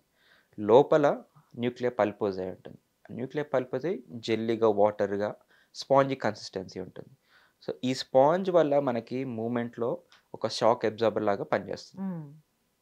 దానికి న్యూట్రిషన్ ఎలా వస్తుందంటే, మనం మూమెంట్ చేస్తే సరౌండింగ్ ఉన్న న్యూట్రిషన్ లోపలికి వెళ్ళడం, లోపల ఉన్న అన్వాంటెడ్ సబ్స్టెన్సెస్ బయటికి రావడం, అట్లాగే స్పాంజ్ నేచర్ ద్వారా డిఫ్యూజన్ ద్వారా వాళ్ళకి డిస్క్కి ఆక్సిజనేషన్ కానీ న్యూట్రియంట్స్ అందిస్తారు. సో ఇట్లాగ మూవ్మెంట్ చేస్తే డిస్క్ హెల్దీగా ఉంటుంది. మనం ఒకటే పొజిషన్లో గంటల తరబడి కూర్చున్నాం అనుకోండి, కాన్స్టాంట్ ప్రెషర్ అయిపోతుంది. పైన ఒక ఎముక, కింద ఒక ఎముక, మధ్యలో డిస్క్ ప్రెషర్ బాగా పడుతుంది. సో లోపల ఉన్న అన్వాంటెడ్ సబ్స్టెన్స్ లోపల ఎండిపోతుంది, సరౌండింగ్ ఉన్న ఆక్సిజన్ న్యూట్రియంట్స్ లోపలికి వెళ్ళవు. సో డిస్క్ డీజనరేషన్, లోపల ఉన్న వాటర్ కన్సిస్టెన్సీ కాస్త హార్డ్గా అయిపోతుంది. ఆ పల్ప్ కొంచెం లీక్ అవుతుంది అన్నమాట. సో అలాగే ఆ లీక్ అయ్యి డిస్క్ వెనకాల జారడం వల్ల వెనకాలే చిన్న 2 మిల్లీమీటర్ స్పేస్లోనే నరం వస్తుంది అన్నమాట. అంటే స్పైనల్ కార్డ్ నుంచి మనకి కాళ్ళకు కానీ పుట్టకు కానీ వెళ్ళే నరాలు అక్కడి నుంచే వెళ్తాయి. సో ఆ నర్వ్ మీద ప్రెషర్ పడుతుంది. So obviously symptoms, back pain నుంచి కింది వరకు లాగుతుంది, గుంజుతుంది, షాక్ లాగా వస్తుంది, తిమ్మిరి వస్తుంది, ఇట్లా రకరకాలుగా సిమ్టమ్స్ ఉంటూ ఉంటాయి. సో వీటిని ఎలా ప్రివెంట్ చేసుకోవాలి, ఏం లేదు, జస్ట్ ఎవ్రీ 45 మినిట్స్కి 10 మినిట్స్ వాక్ చేస్తే చాలు. ఇట్లాగా హ్యాబిట్ చేసుకుంటే ఇంకా బెస్ట్. ఈవెన్ WHO కూడా రీసెంట్ స్టడీలో చెప్పింది అనమాట, బ్యాక్ పెయిన్ ప్రివెంట్ చేసుకోవాలంటే డైలీ ½ అన్ అవర్ వాకింగ్ చాలు. So prevention is better than care. Correct. So బేసిక్గా చెప్పండి, ఇప్పటి వరకు మీ సర్వీస్ 2.5 yearsలో ఎన్ని పెయిన్ మేనేజ్మెంట్ సర్జరీస్ కాదు, పెయిన్ మేనేజ్మెంట్కి సంబంధించి డిస్క్కి సంబంధించిన ఎన్ని చేసి ఉంటారు ఇప్పటి వరకు? ఎగ్జాక్ట్ కౌంట్ అని పెట్టుకోను కానీ daily I do around 2 to 3 spine. Only IT ఫీల్డ్స్కి సంబంధించిన వాళ్ళు? సో ఇన్ జనరల్ అంటే ఐటీ ఒక్కటే కాదు, ఇన్ జనరల్గా ఫీమేల్ హోమ్ మేకర్స్ కానీ, ఎస్పెషలీ మిడ్ ఏజ్ 50 years ఆ ఏజ్లో వాళ్ళకి కూడా చాలా మందికి వస్తూ ఉంటుంది. అండ్ ఈ మధ్య ఎక్కువ సడన్గా ఫిజికల్ యాక్టివిటీస్, సడన్గా ట్రైనింగ్ లేకుండా వెయిట్స్ ఎత్తడము, యంగ్ అడల్ట్స్ అంటే వాళ్ళకి వెయిట్ లిఫ్టింగ్ చేయడము ప్యాషన్ తోటి, కానీ అంటే సరైన గైడ్ లైన్స్ ప్రోటోకాల్ లేకుండా ఒకటేసారి ట్రైనింగ్ లేకుండా వాళ్ళకి హెవీ సో వెయిట్స్ అలా వచ్చిన ఎత్తేయడం. వాళ్ళు కూడా ఉన్నారు. అలా వచ్చిన చాలా మంది ఉన్నారు ఓ యాక్చువల్లీ. మై గాడ్, ఎందుకు సార్ వీళ్ళకి ఈగో లిఫ్టింగ్స్? నాకు అర్థం కాదు. అంటే ప్రాపర్ ట్రైనర్ లేకుండా. ట్రైనింగ్ ఒక రైట్. సపోజ్ డెడ్ లిఫ్ట్స్ చేశారనుకోండి, అవును. వాళ్ళకి లంబర్స్ బెల్ట్ పెట్టుకొని చేసుకోవాలి. ఆర్ గ్రాడ్యువల్గా వెయిట్స్ అనేది 5-10 కేజెస్ లిఫ్ట్ చేసుకుంటూ over the period of time lift చేయాలి. మన పక్కన వాళ్ళు 50 కేజెస్ లిఫ్ట్ చేశాడని చెప్పి కొంచెం ఎంతూజియాస్టిక్గా లిఫ్ట్ చేశారనుకోండి, డిస్క్ టేర్ అవుతుంది అనమాట. డిస్క్ బల్జ్ అవ్వచ్చు, డిస్క్ లోపల నుంచి క్రాక్ అయిపోతుంది. సో అట్లాగా అయిన వాళ్ళు చాలా మంది ఉన్నారు. ఓకే. అండ్ సడన్గా పుల్అప్స్ కానీ పుషప్స్ దానివల్ల ఈ మజిల్స్ ఇంజరీస్ కానీ షోల్డర్ పెయిన్స్ కానీ వీళ్ళు వచ్చిన వాళ్ళు చాలా మంది ఉన్నారు. సో మనకి ప్రాపర్ ట్రైనింగ్ అవేర్నెస్ లేకపోతే ఈవెన్ చిన్న వాళ్ళకైనా వస్తుంది. అండ్ ఏజ్ రిలేటెడ్ డీజనరేషన్ వల్ల కూడా ఇట్లాగే బ్యాక్ పెయిన్స్ వస్తుంటాయి. సో ఇప్పుడు నాకు నంబర్ అవసరం లేదు, ఎందుకంటే we have different kinds of profession people over there. So నేనేమనుకుంటున్నా, ఈ ఐటీ వాళ్ళే ఎప్పుడు 24/7 కంప్యూటర్స్ ముందు కూర్చుంటారు కాబట్టి డిస్క్ ప్రాబ్లం అనేది ఇక్కడే ఉంటుందేమో అనుకున్నా. బట్ మీరు ఇప్పుడు చెప్పారు కనీసం ట్రైనింగ్ కూడా తీసుకోకుండా డెడ్ లిఫ్ట్ చేస్తున్నాడు అంటే వాడు కంపల్సరీ డాక్టర్ని అప్రోచ్ అవ్వాల్సిందే అని ఇప్పుడు తెలిసింది. And not just IT, even ఎవరి ఫోన్ చేతిలో మొబైల్ ఉన్నా చాలు వాళ్ళకి కూడా డిస్క్ బల్జ్ కానీ ఆర్ జస్ట్ నెక్ టెండర్నెస్. ఇప్పుడు ప్రతి 5 years old బాయ్ దగ్గర నుంచి అందరు 50 years old అందరూ మొబైలే కదా సార్ యూస్ చేసేది. సో అందుకే మనకి మొబైల్ స్క్రీన్ యూసేజ్ టైం తగ్గించుకోవాలి. ఫ్యామిలీతో క్వాలిటీ ఆఫ్ టైం స్పెండ్ చేయడం ఎక్కువ చేసుకోవాలి. ఏమైనా ఉంటే దాని బదులు ప్లేస్లో ఏమైనా చెప్పండి sir please. Mobile usage at least 2 hours total డేలో పెట్టుకోవాలి. కరెక్ట్. ఫ్యామిలీలో ఉన్నప్పుడు మొబైల్ ఫ్రీ టైం లాగా పెట్టుకోవచ్చు. అండ్ మొబైల్ యూస్ చేసేటప్పుడు eye and screen same level ఉండేలాగా చూసుకోవాలన్నమాట. Even not just mobile, electronic gadgets కానీ ల్యాప్టాప్, కంప్యూటర్స్ అవి ఐ లెవెల్లో ఉంటే మనకి నెక్ మీద స్ప్రెయిన్ అవ్వదు. మనం ఇట్లాగ వంగి చేసినప్పుడు మనకి సర్వైకల్ స్పైన్ ఇట్లా వంగడం జరుగుతుంది. సో ఇట్లాగ వంగినప్పుడు every 5 degrees 1 kg of weight మన డిస్క్ మీద భారం పడుతుంది అనమాట. సో ఎంత ముందుకు వంగి కాన్స్టాంట్గా ఉంటే అంత ప్రెషర్ మన మెడ మీద పడుతుంది. సో డిస్క్ బల్జ్ రావచ్చు. అండ్ అరుగుదల అంటారు, స్పాండిలైటిస్ అంటాం. సో బోన్స్ అరుగుదల, సర్వైకల్ స్పైన్ అరుగుదల ఉండొచ్చు, మజిల్ టెండర్నెస్ ఉండొచ్చు. అంటే ఓన్లీ డిస్క్ ఎముకలు కాకుండా ఇక్కడ ట్రపీజెస్ అని చెప్పి పారాస్పైనల్ మజిల్స్, స్ప్లీనియస్ మజిల్స్ చాలా ఉంటాయి అన్నమాట. వాటిలో కూడా బాగా కాంట్రాక్షన్, రిలాక్సేషన్ సరిగా అవ్వకపోయింది అనుకోండి, కొన్ని బ్యాండ్స్ లాగా ఫామ్ అవుతాయి అన్నమాట. కొంతమందికి ఇక్కడ వస్తుంది, ఇక్కడే ప్రెషర్ అవుతుంది, ఇక్కడే పెయిన్ అవుతుంది అంటారు. So nothing but it's a myofascial pain. So వాటికి కూడా మనకు కొంతమంది నడుము నొప్పి కానీ ఆర్ సర్వైకల్ స్పాండిలైటిస్ అదొక కారణం అని చెప్పుకోవచ్చు. మయోఫేషియల్ పెయిన్స్ వాళ్ళకి స్కాన్ చేసామనుకోండి, మస్కులోస్కెలిటల్ స్కాన్లో ఒక టాట్ బ్యాండ్ కానీ ఒక మజిల్ ఒక ఉండలాగా కనిపిస్తుంది. సో వాటిని ఫ్రీ చేసి ఇంజెక్షన్ చేస్తే ఆటోమేటిక్గా పెయిన్ అయితే తగ్గుతుంది. బట్ ఎందుకు వస్తుంది, ఆ మూల కారణం రూట్ కాస్ట్ చెక్ చేసుకున్నాం అనుకోండి, మళ్ళీ రాకుండా ఉంటుంది. So pain management is just not revealing the pain. Pain తగ్గించడమే కాదు, మళ్ళీ రాకుండా చేసుకునే జాగ్రత్తలు అంటే రీహాబిలిటేషన్, ఫిజియోథెరపీ, అసలు ఎందుకు వస్తుంది, వాళ్ళ లైఫ్ స్టైల్ ఏంటి, పొద్దున్న నుంచి సాయంత్రం దాకా వాళ్ళు ఎలా బిహేవ్ చేస్తారు, వాళ్ళ ఆక్యుపేషన్ ఏంటి, ఇవన్నీ పరిగణలో తీసుకునే వాళ్ళకి అడ్వైస్ ఇవ్వడం జరుగుతుంది. That was awesome really. So ఇంతకుముందు మీరు మొబైల్ ఫోన్ గురించి మాట్లాడుకుంటున్నాం కాబట్టి not only for neck spondylitis అంటున్నాము, అది ice, headache. Sir minimum headache లేని వాళ్ళు ఎవరు లేరు సార్. సో ఈ హెడ్ఏక్ ఎందుకు వస్తుంది? ఇందాక మీరు అన్నట్టు హెడ్ఏక్ ఒక 2 రకాలే కాదమ్మా, చాలా రకాలు ఉన్నాయి అన్నారు. సో ప్లీజ్ ఎక్స్ప్లెయిన్ దట్ అండి. సో హెడ్ఏక్లో మనం తీసుకోవాల్సింది 2 types ప్రైమరీలీ. అంటే primary headache, secondary headache. Root cause ఒకవేళ బ్రెయిన్లో కానీ ఎనీ ట్యూమర్ ఉందనుకోండి, వాటి సెకండరీ హెడ్ఏక్ అంటాం. ఓకే. సో బట్ ప్రైమరీ హెడ్ఏక్లో చాలా టైప్స్ ఉంటాయి. మనకి క్యాజువల్గా ఎవరైనా నాకు మైగ్రేన్ హెడ్ఏక్ ఉందని చెప్తారు. సో ఈ మైగ్రేన్ హెడ్ఏక్ అనేది డయాగ్నోసిస్ ఆఫ్ రూల్ అవుట్ అనమాట. ఎనీ డయాగ్నోసిస్ రూల్ అవుట్ చేసుకుని ఈ హెడ్ఏక్ ప్యాటర్న్ కాదు, ఇది వేరేది అనుకుంటే అప్పుడు అది మైగ్రేన్ పరిగణలో తీసుకుంటాం. వాటికి కొన్ని టిపికల్ ఫీచర్స్ ఉంటాయి. Minimum 4 to 72 hours of pain ఉంటుంది అనమాట. And moderate to severe intensity, చాలా పెయిన్ ఉంటుంది. వాళ్ళకి సన్లైట్ ఎక్స్పోజర్ అయినా కానీ, లౌడ్ నాయిస్ విన్నా కానీ వాళ్ళకి పెయిన్ ట్రిగర్ అవుతుంది. సో వాళ్ళు ఏం చేస్తారు, ఎన్ని ఐసోలేటెడ్ ప్లేస్, నన్ను డిస్టర్బ్ చేయకుండా కామ్గా ఒక చీకటి గదిలో ఉండడం ఇష్టపడతా ఉంటారు.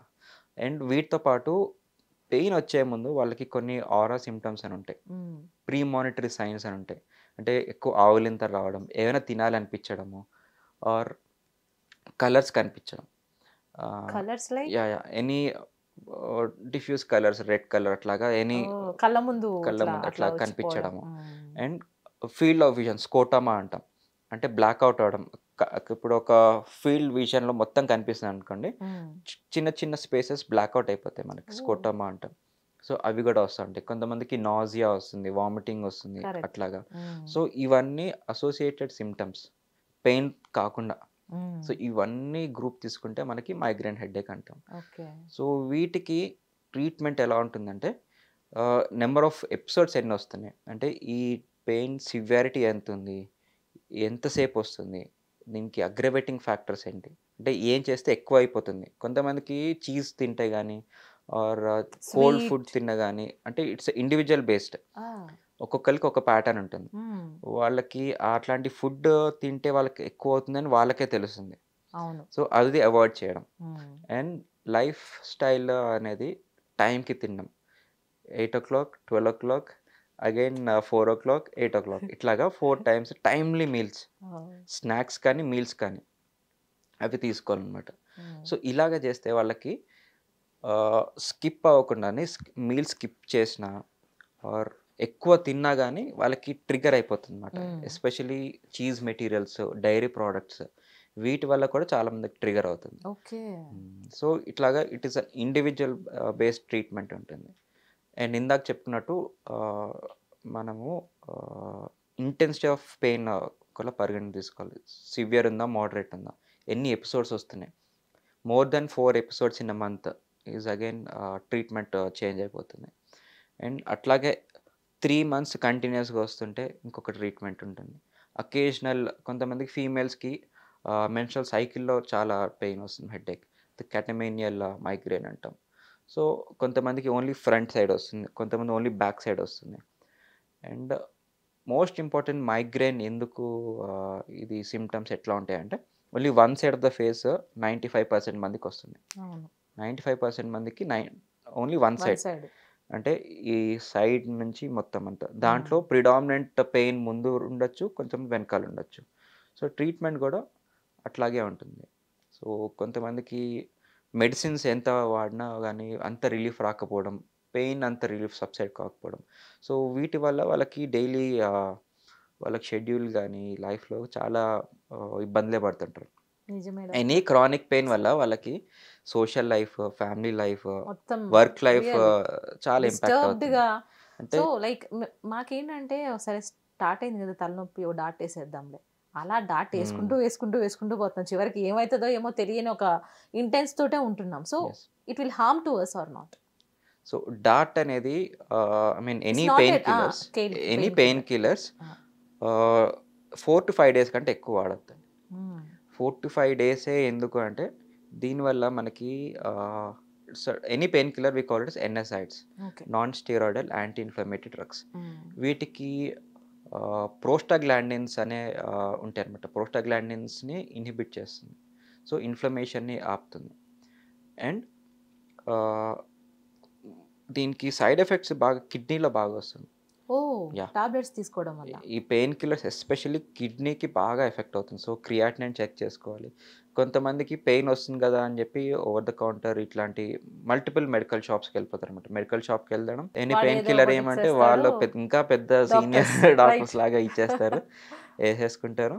మళ్ళీ ఈ షాప్ కాదు నెక్స్ట్ షాప్, 5 days అయిపోయినా ఇంకో నెక్స్ట్ షాప్, అట్లాగా షాపింగ్ చేస్తూ ఉంటారు. అల్టిమేట్లీ కిడ్నీ డ్యామేజ్ అయిపోవడం, డయాలసిస్కి వెళ్ళడం, రీనల్ ట్రాన్స్ప్లాంట్ వరకు చూశాను అనమాట ఈ పెయిన్ కిల్లర్స్ వల్ల. సో అంత సైడ్ ఎఫెక్ట్స్ ఉంటాయి. And again we have a beautiful thing, ప్రతి ఇంట్లో ఉండేది ఒక టైగర్ బాంబు, జెండు బాంబు.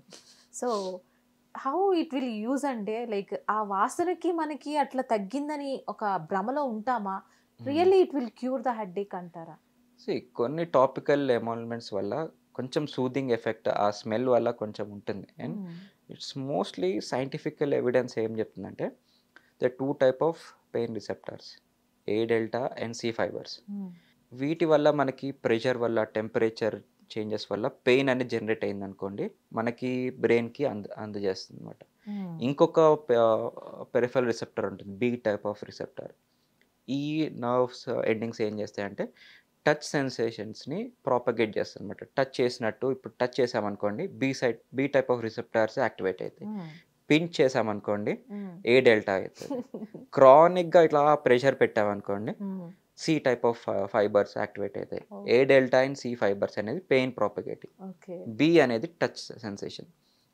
ఇప్పుడు మనము ఎనీ ఆయింట్మెంట్ కానీ ఎనీ జెండు బామ్ అప్లై చేసాం అనుకోండి, జస్ట్ ఇలా పెట్టి వదిలాం కదా, ఒక 10 నిమిషాలైనా మసాజ్ చేసుకుంటాం. సో అప్పుడు ఈ మసాజ్ చేసినప్పుడు ఈ బి టైప్ ఆఫ్ రిసెప్టర్స్ అనేది యాక్టివేట్ అవుతాయి. ఇవి డామినెంట్గా ఉంటాయి. ఏ డెల్టా సి ఫైబర్స్ అవి దాంట్లో మందం తక్కువ ఉంటుంది, థిక్నెస్ తక్కువ ఉంటుంది.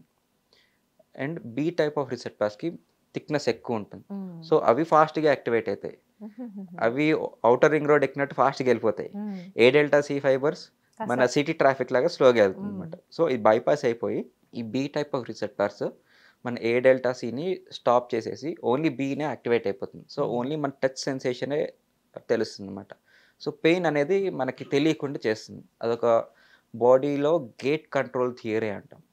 సో ఈ మెకానిజం ద్వారా ఈ మసాజ్ చేసినప్పుడు కానీ ఎనీ ఆయింట్మెంట్ మీరు జస్ట్ వాజ్లైన్ తీసుకుని అప్లై ఇట్లాగా పూసుకున్నా కానీ మీకు పెయిన్ అనేది తగ్గిపోతుంది. బీ సెన్స్ ఊరికే సెన్స్ చేస్తుంది, నువ్వు ఏదో రాస్తున్నావు, నేను తగ్గిపోయానులే. కాదు డాక్టర్, సరే చిన్న వయసు నుంచి మనం ఆ జెండు బాంబు టైగర్ బాంబు పూస్తూ ఉన్నాము, ఇంకా పూస్తూనే ఉన్నాము. కొన్ని సందర్భాల్లో ఎంత పూసినా అది తగ్గట్లేదనే ఫీలింగ్ వస్తుంది కదా. మనకి ఎందుకు వస్తుంది pain, any underline root cause.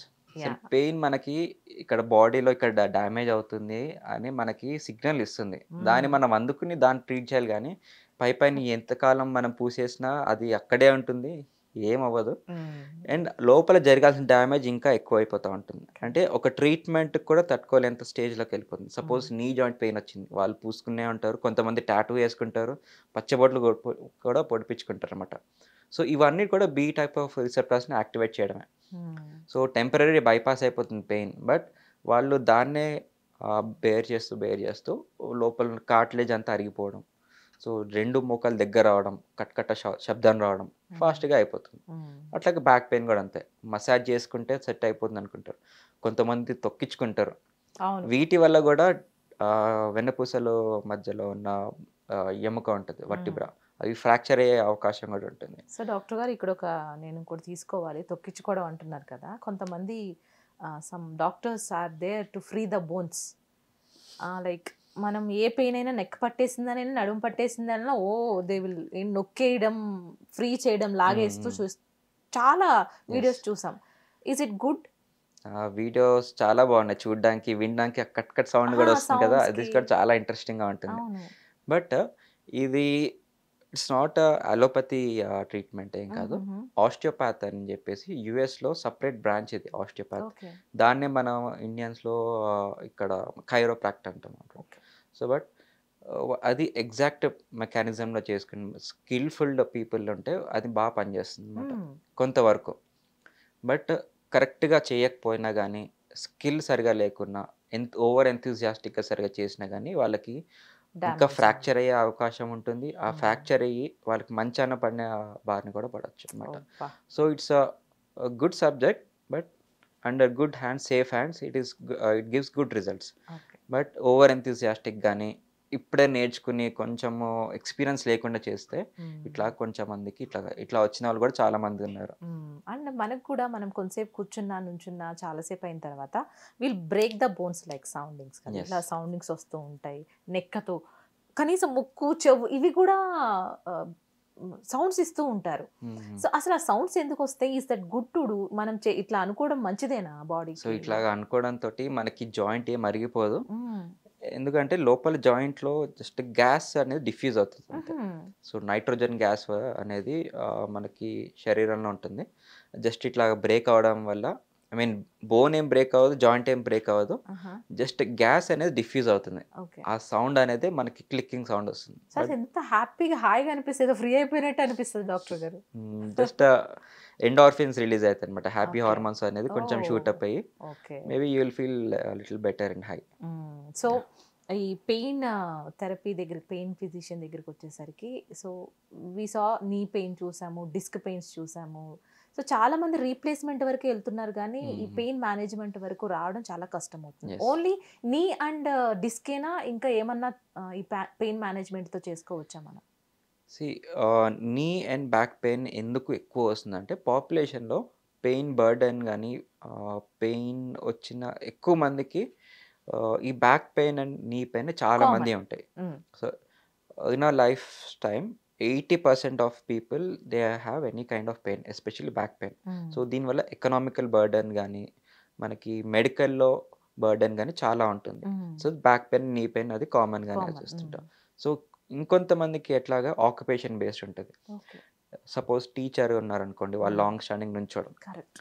ఇలాగ నుంచోడం వల్ల వాళ్ళకి అరికాలలో మంటలు రావడం కొంతమందికి, ఆర్ పొద్దున్నే లేవంగానే 10 నిమిషాలు అడుగు వేయడానికి కూడా చాలా ఇబ్బంది పడుతూ ఉంటారు. సో దాన్ని మనం ప్లాంటర్ ఫేసైటిస్ అంటాం. కొంతమందికి హై హీల్స్ వేసుకోవడం వల్ల మళ్ళీ యాంకిల్ పెయిన్ స్టార్ట్ అవుతాయి. అంటే టెండో అకిలిస్ అయిన సోర్నెస్ కానీ టెండాన్ రప్చర్స్ కానీ అట్లా ఉంటాయి. కొంతమంది హిప్ జాయింట్ పెయిన్స్ ఉంటాయి. ఎస్పెషల్లీ పోస్ట్ కోవిడ్ ఎరా తీసుకుంటే మనకి కరోనా ఇన్ఫెక్షన్ వల్ల రక్తం చిక్కగా అవడం జరుగుతుంది అనమాట. విస్కాసిటీ అంటే ఫ్రీగా ధారాళంగా పారే రక్తము చిక్కగా అవడం. సో బేసికల్లీ హిప్ జాయింట్లో హిప్లో మనకి socket, ball and socket joint ఉంటుంది. బంతి గిన్నె జాయింట్ అంటాం. సో ఈ బాల్ అనేది ఫీమర్ బోన్, తొడ బోన్కి ఒక చిన్న స్టాక్ తోటి కనెక్టింగ్ ఉంది. దాన్ని నెక్ అంటాం, నెక్ ఆఫ్ ఫీమర్. ఈ నెక్ అనేది చాలా sensitive area and only few blood vessels దానికి సప్లై చేస్తుంటాయి. ఈ బ్లడ్ అనేది థిక్ అవ్వడం వల్ల ఆ సరౌండింగ్లో ఉన్న బ్లడ్ వెల్స్ అన్నీ బ్లాక్ అయిపోతాయి. సో ముందున్న భాగంలో హెడ్కి రక్త సరఫరా అవ్వదు. సో స్లోలీ అది నెక్రోసిస్ అవుతుంది. అంటే టిష్యూ బోన్ అది డ్యామేజ్ అయ్యి అదంతా వేర్ అండ్ టేర్ అయిపోతూ ఉంటుంది. దానివల్ల వాళ్ళకి హిప్ పెయిన్ చాలా మందికి వస్తున్నాయి. ఎస్పెషల్లీ ఈ 28-35 ఇయర్స్ వాళ్ళకి చాలా ఎక్కువ చేస్తున్నాను. దట్ టు పోస్ట్ కోవిడ్ కానీ. అండ్ ఆల్సో ఇందాక మీరు అన్నట్టు పాకెట్లో వెనకాల జేబులో వాలెట్ పెట్టుకునే వాళ్ళం కూడా.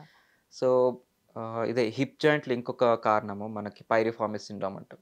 సో పైరిఫార్మిస్ సిండ్రోమ్ అంటే ఏముంటుంది, కొంతమందికి సయాటికా సిమ్టమ్సే ఉంటాయి. మనం ఎంఆర్ఐ స్కాన్ చేసి ఎటువంటి డిస్క్ బల్జీ ఏముండదు, కానీ షూటింగ్ పెయిన్, తిమ్మర్ వస్తుంది, షాక్ వస్తుంది అని పెయిన్ చెప్తూనే ఉంటారు. దాన్ని ఎందుకు వస్తుంది అని చూస్తే ఒక చిన్న మజిల్ ఉంటుంది, పైరిఫార్మిస్ మజిల్ అని. ఈ మజిల్ కిందనే మనకి సయాటిక్ నర్వ్ ఉంటుంది. సయాటిక్ నర్వ్ అంటే మనకి లంబర్ స్పైన్ నుంచి చిన్న చిన్న నర్వ్స్ అన్నీ కలిసి ఒక థిక్ నర్వ్గా సయాటిక్ నర్వ్గా ఫామ్ అవుతుంది. ఆ నర్వ్ జస్ట్ ఇప్పుడు ఇక్కడ పైరిఫార్మిస్ ఉంది అనుకోండి, జస్ట్ దాని అండర్నీతే ఇట్లాగా వెళ్తుంది అనమాట. సో మనం కూర్చునే విధానం సరిగా లేకున్నా కానీ, ప్రెషర్ ఎక్కువ పడినా ఈ పైన ఉన్న పైరిఫార్మిస్ బల్జ్ అవుతుంది, థిక్ అవుతుంది. థిక్ అయినప్పుడు కింద ఆటోమేటిక్గా ఉన్న నర్వ్ మీద కంప్రెషన్ వస్తుంది.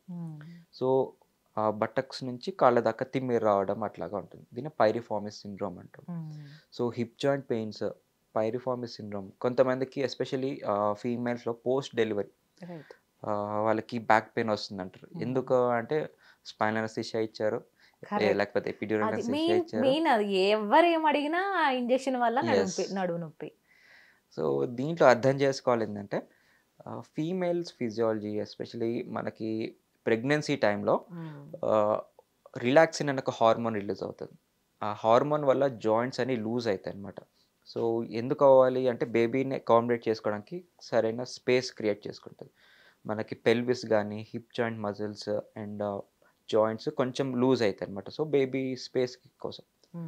సో మళ్ళీ డెలివరీ అయిపోయాక అది మళ్ళీ రివర్స్ డెలివరీ అయ్యాక మళ్ళీ రివర్స్ అవుతాయి అనమాట. సో కొంతమందికి కాల్షియం తక్కువ తీసుకున్నా కానీ, వైటమిన్ డి లోపించిన, సరిగా ఎక్సర్సైజెస్, పెల్విక్ మజిల్స్ ఎక్సర్సైజ్ కూడా ఇంపార్టెంట్ ప్రెగ్నెన్సీలో. కెగల్స్ ఎక్సర్సైజ్ అవి అంటారు. అండ్ పోస్ట్ సర్జరీ కూడా మజిల్ స్ట్రెంథనింగ్ కోసం ఫిజియోథెరపీ ఎక్సర్సైజ్ చేయాలి. ఇవన్నీ సరిగా చేయకపోవడం అండ్ లాక్టేషన్ పీరియడ్ ఉంటుంది, అంటే ఫీడింగ్ ఇచ్చిన టైంలో మనకి calcium and vitamin D requirement double అవుతుంది. అంటే మదర్కి కావాలి, వచ్చే బేబీకి కూడా వాళ్ళకి కాల్షియం వైటమిన్ డి సరిపోవాలన్నమాట. సో ఇట్లాగా మనకి డెఫిషియన్సీ ఎక్కువ అవడం వల్ల జాయింట్స్ అనేది కొంచెం డ్యామేజ్ అవ్వడం, సో ఇన్ఫ్లమేషన్ ఎక్కువ అవడం, ఎస్పెషల్లీ పోస్ట్ డెలివరీలో ఎస్ఐ జాయింట్ పెయిన్ ఉంటుంది అనమాట. అంటే సేక్రమ్ ఇలియాక్ బోన్ జాయింట్, ఇది అనేది తుంటిలో వస్తుందన్నమాట వెనకాల. సో దాని రేడియేషన్ ప్యాటర్న్ కూడా కొంచెం అప్పర్ బ్యాక్, కొంచెం బటక్ దగ్గర. సో అట్లాగా ఎస్ఐ జాయింట్ పెయిన్ ఉంటుంది. సో వీటికి మనకు స్పైనల్ అనెస్థీషియా వల్ల వచ్చిందని చాలామంది అంటూ ఉంటారు, కానీ ఎవిడెన్స్ అయితే అట్లాంటిది ఏం లేదు. ఇట్స్ అ మిస్కన్సెప్షన్ అనుకోవచ్చు. మీరు కరెక్ట్గా మాట్లాడుతున్నారు డాక్టర్ గారు. ఇప్పుడు సరే, యాజ్ ఎ ప్రెగ్నెంట్ ఉమెన్ ఒక డాక్టర్ని కన్సల్ట్ చేసిన తర్వాత అమ్మ నువ్వు పూర్తిగా bed rest, maybe don't know, it's like business అనుకోవచ్చా? లైక్ బెడ్ రెస్ట్ ఇస్తారు, బెడ్ రెస్ట్ తర్వాత నీకు ఆపరేషన్ అంటారు, అదంతా లైక్ బిజినెస్ అనుకోవచ్చు. ఇప్పుడు లైక్ డాక్టర్ మీరు చెప్తున్నట్టు వెన్ యూ ఆర్ ప్రెగ్నెంట్ నువ్వు మంచిగా ఎక్సర్సైజ్ చేయాలి, నువ్వు నడవాలి, అది చేయాలి, ఇది చేయాలని మీరు చెప్తున్నారు. But when ever pregnant goes to A doctor, నువ్వు బెడ్ రెస్ట్ ఉండాలి, ఏ పని చేయకూడదు, నీ బిడ్డకి నువ్వు చక్కగా రెస్ట్ ఇవ్వాలని చెప్పి చెప్తున్నారు. ఈస్ దట్ బిజినెస్ అనుకోవచ్చు మరి? అంటే అట్లాంటిది అసలు ఫాల్సే అని చెప్పుకోవచ్చు. ఎందుకంటే ఓన్లీ ఫ్యూ ఇండికేటెడ్ పేషెంట్స్, అంటే యూట్రస్ కొంచెం వీక్ ఉన్నప్పుడు కానీ, అంటే సరిగ్గా మజిల్స్ ఆఫ్ యూట్రస్ సరిగ్గా ఫామ్ అవ్వకపోవడం, కొంతమందికి యూట్రస్కి సర్విక్స్ మధ్యలో కెనాల్ అనేది చాలా లూజ్గా ఉంటుంది అన్నమాట. సో దాన్ని కొంతమంది కుట్లేసి స్పేస్ని క్లోజ్ చేస్తారు వాళ్ళకి. అండ్ ఐవీఎఫ్లో ఉన్న వాళ్ళకి మాత్రమే కొంతమందికి బెడ్ రెస్ట్ చెప్తారు అన్నమాట. మిగతా వాళ్ళకి యథావిధిగా వాళ్ళు పని చేసుకోవచ్చు. జనరేషన్ వాళ్ళకి ప్రతి వాళ్ళు ప్రెగ్నెంట్ అంటుంటే బెడ్ రెస్టే అంటున్నారు డాక్టర్ గారు. ఓన్లీ అంటే ఎనీ ఆబ్స్టిట్యూషన్ వాళ్ళకి బెడ్ రెస్ట్ ఓన్లీ ఈ ఇండికేటెడ్ పేషెంట్స్కే చెప్తారండి. సో మేబీ ఈ జనరేషన్లో ఐవీఎఫ్ ప్రపోర్షన్ ఎక్కువ అవడం వల్ల కూడా ఇట్లాగా ఉండొచ్చు. బట్ డాక్టర్స్ అయితే ఎప్పుడు అట్లాగా చెప్పారండి. We encourage for more mobilization. ఎంత యాక్టివ్గా ఉండి ఎంత మంచి ఫుడ్ తీసుకుంటే అంత హెల్దీగా ఉంటాం. సో ఎందుకంటే లాస్ట్ పూర్వకాలంలో బట్టలు ఉతికి ఇల్లు తుడుచుకొని ఇంట్లో పనులు చేసుకొని చక్కగా నార్మల్ డెలివరీస్ ఇది వరకు చూసాం. కానీ ఇప్పుడు వేళ్ల మీద లెక్క పెట్టుకునే నార్మల్ డెలివరీసే చూస్తున్నాము. నార్మల్ డెలివరీస్కి ఇప్పుడు ఇంకా చాలా ఎంకరేజ్మెంట్ వస్తుంది. ఎందుకంటే పెయిన్లెస్ డెలివరీస్ కూడా ఇప్పుడు చాలా స్టార్ట్ అయ్యాయి. అంటే నార్మల్ లేబర్ టైంలో కూడా పెయిన్ సెన్సేషన్ని తెలియకుండా చేస్తాం అనమాట. సో లేబర్ అనాల్జీసియా అంటాం. సో దీంట్లో కూడా ఎపిడ్యూరల్ స్పేస్లో ఒక చిన్న క్యాథెటర్ వదిలి ఇంజెక్షన్ స్లో డోస్లో వెళ్తూ ఉంటుంది. సో వాళ్ళ కాంట్రాక్షన్స్ ఉంటే పుష్ చేయగలుగుతారు, బట్ పెయిన్ పర్సెప్షన్ ఒక్కటే బ్లాక్ చేయగలుగుతారు. In pain management. yes, that was awesome అండి. సో దీన్నే లేబర్ అనాల్జీసియా అంటాం. సో ఇది కూడా చాలా మంది చేస్తానే ఉంటారు. ఇది ఎస్పెషల్లీ అనెస్థెటిస్ట్ చాలా అదృష్టమైన ఫీల్ అవ్వాలి. ఒక అమ్మాయి నార్మల్ డెలివరీ ఇవ్వాలంటే ఆ పెయిన్స్ కి తట్టుకొని లేదా ఆపరేషన్ అనేస్తున్నారు. But we have this comfort అంటే పెయిన్ మేనేజ్మెంట్ ఇలా కూడా ఉందంటే సో లుక్ ఫార్వర్డ్. అండ్ ఇంకొక థింగ్ ఇంట్రెస్టింగ్ ఫ్యాక్ట్ ఏంటంటే మా వైఫ్ డెలివరీకి కూడా నేను లేబర్ అనాలిసిస్ జరిగింది. తను ఇప్పటికీ నాకు చెప్తుంది, నా డెలివరీ నాకు ఎటువంటి ఇబ్బంది లేదు, I will be ever grateful to you అని చెప్తానే ఉంటుంది. That's a wonderful thing. నిజమండి. ఇప్పుడు ఈ మాట నాకు తెలిసిన తర్వాత నిజంగా ఇట్లా కూడా పెయిన్ మేనేజ్మెంట్ తోటి మనం పిల్లల్ని కనొచ్చా అనే ఒక రియల్లీ బ్యూటిఫుల్ థింగ్ అండి. అట్లాంటి కనుపెడితే నిజంగా దండం పెడతారండి డాక్టర్కి. నిజంగా దేవుడికి దండం పెడతాం, తర్వాత డాక్టర్కి దండం పెడతారు. అంటే మేము ఓన్లీ పూజారులు మాత్రమే. రైట్ డాక్టర్ గారు. Then issue go to sports అనమాట.